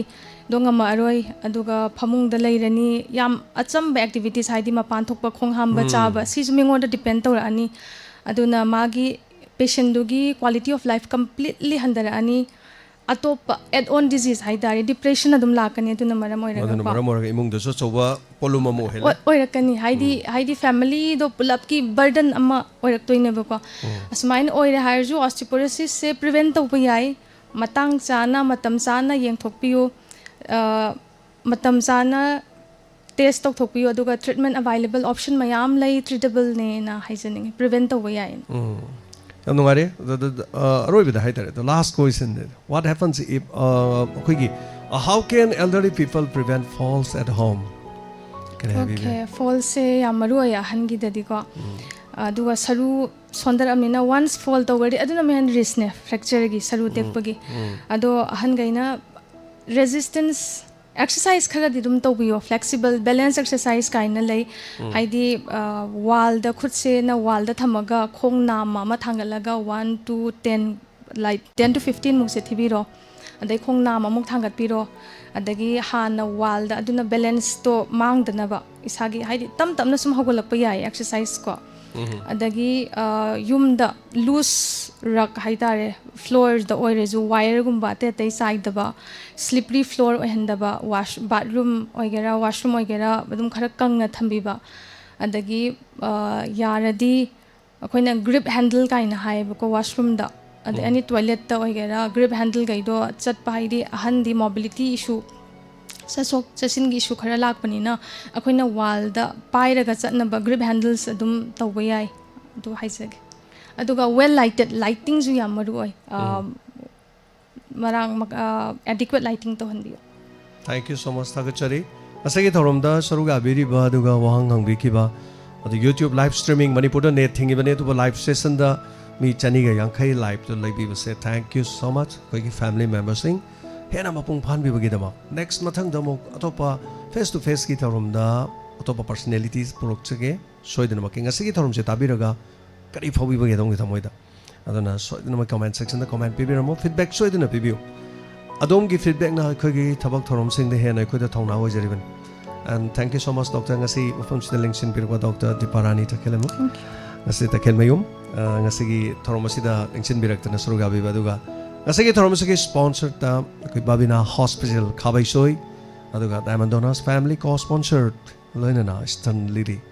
me ampun ma pusu thagachari doctor busu thagachari punumapu khurumjani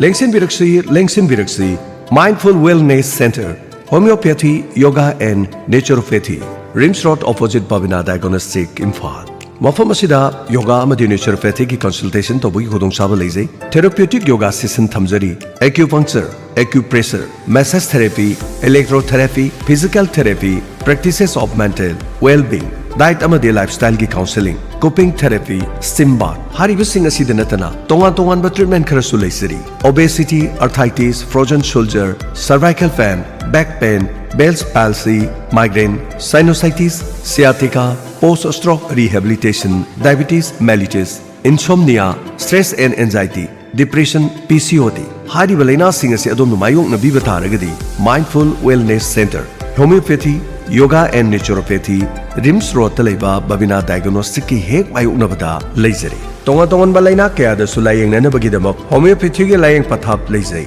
Mafam asida layang na nabagidamak leizari ba Dr. Babina Ningombam, BHMS, MD Homeopathy. Loinana, Yoga and Naturopathy ki Dr. Rojina Ningombam, BNYS, MSc Clinical Psychology. Akupa Marol Gidamak 9366921763 Amukana 9366921763 Lengsin Biraksi Mindful Wellness Center, Homeopathy, Yoga and Naturopathy, Rims Road opposite Babina Diagnostic Imphal. Ahangba Pamanika Kaujit, Kulachandra Filling Station, Samram Longkai, Haribo Oil Pump Sigidamak, Accountant Anikaki, Ahangba Post Anika Kaujari. Qualification BCom Natraga, MCom. Field aside experience later ba Mioina, Hena Pamjay. Pay negotiable. Akupa Marol Gidama 9366 052 330 Loinana 908-982-9733. Hariba number sida post asibu pambi basingna pau hobby. Kulachandra Filling Station, Samram Lamkai, Oil Pump. Nungairaba Pauzel, New Era Higher Secondary School, Tobal Wamatabata Laiba School Asina. High School Living Certificate Examination 2025-26 Hariba Mahirui Punamakta Yaipa Pauzel Pizari. Loinan School Asina, How Kibachahi Kiada, Class 11 Science Ki, Special Free Foundation Course Pangthok Kibagum. Handak Saigi Sulak Liba April Gitang Ama English Singani Kungatarutagi, Hauseragani. Form Isu Taujariba, Mars Kitang Taragatare, English Singani Kungataruk, Loinana. Last date of form submission. Mars ki tang kuntraga mathoi English singani kungetaru. School asi da nikti jana train tauraba physics, chemistry, mathematics, biology, English, computer science na singba ayuk na subject ahum, nungtil na subject ahum, nungti ga ayuk ki pung mga dagi class haujagan. Arapa mafam da laiba mahiru singna free coaching class asi bu yawbining labadi free the boarding da laiba ki khudong sabu so school asi na pijari. School asi na haubadi ki lepa laitana kosem na loba higher secondary examination singda 4th, 5th, 12th, 13th, 14th, 15th, 17th, amadi 18th, 20th. Hariba rank sing asi da putokpa ngamjakre. Free coaching class asibu yawbining mo mahiru singna 9612915991 loinena 7085247055 amadi 70053263132 hariba number sing asida call tobiu natraga adom school award link biraklaga akupa marol khangbiba yagan pauden jariba New Era Higher Secondary School Thobal Wangmataba.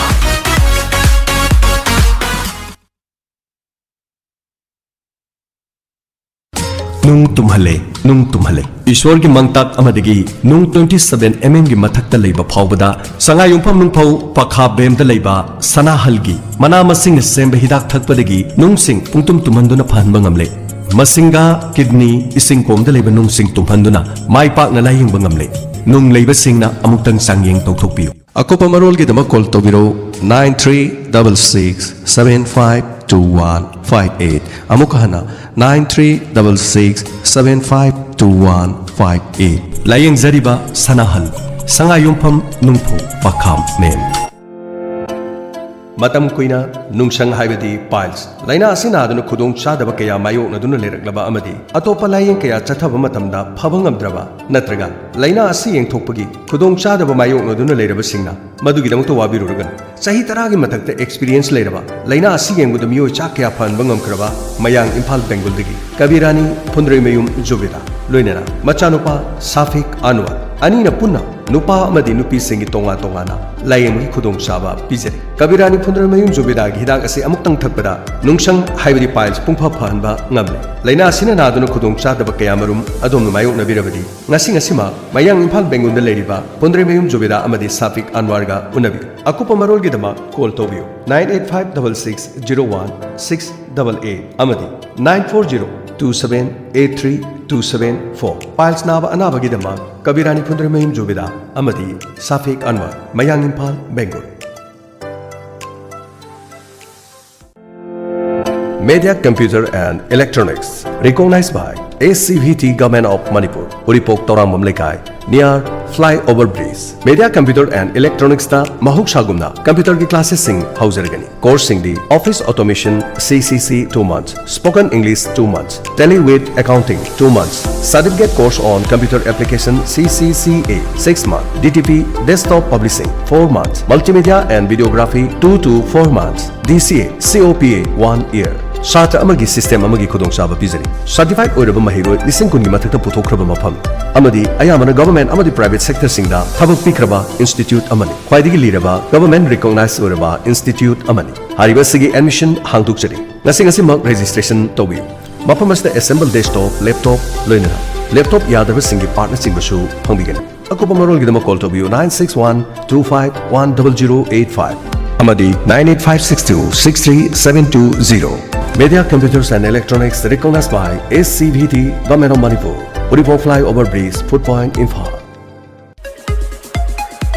Lengsin Bureau, Mata Education Institute, Khambok Bazar, Thobal District, Manipur. Mafam asida domadungi career semna nanubagi dama khudong chaba kaya pizari. Ahanada Mata Career Solution 6-month coaching for SSC Foundation Course 2026 exam. Loinena Mata Pre-Primary Rhymes Training Institute. Course offer for 6 months pre-primary rhymes training. Loinena special course the Join as Indian Army in Territorial Army TA and Agniveer Recruitment 2026. Written exam, physical training and professional trainer and experienced faculties. Mathangda the Mata Computer Learning Institute. Mafamashida computer ki coursing haibadi CCC 3 months, DCA 6 months, Tele, Loinena Spoken English 3 months.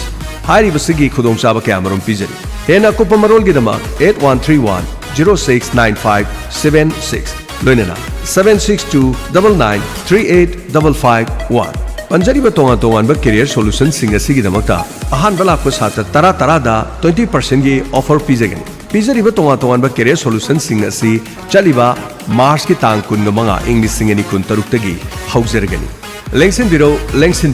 Mata Education Institute, Khambok Bazar, Thobal District, Manipur.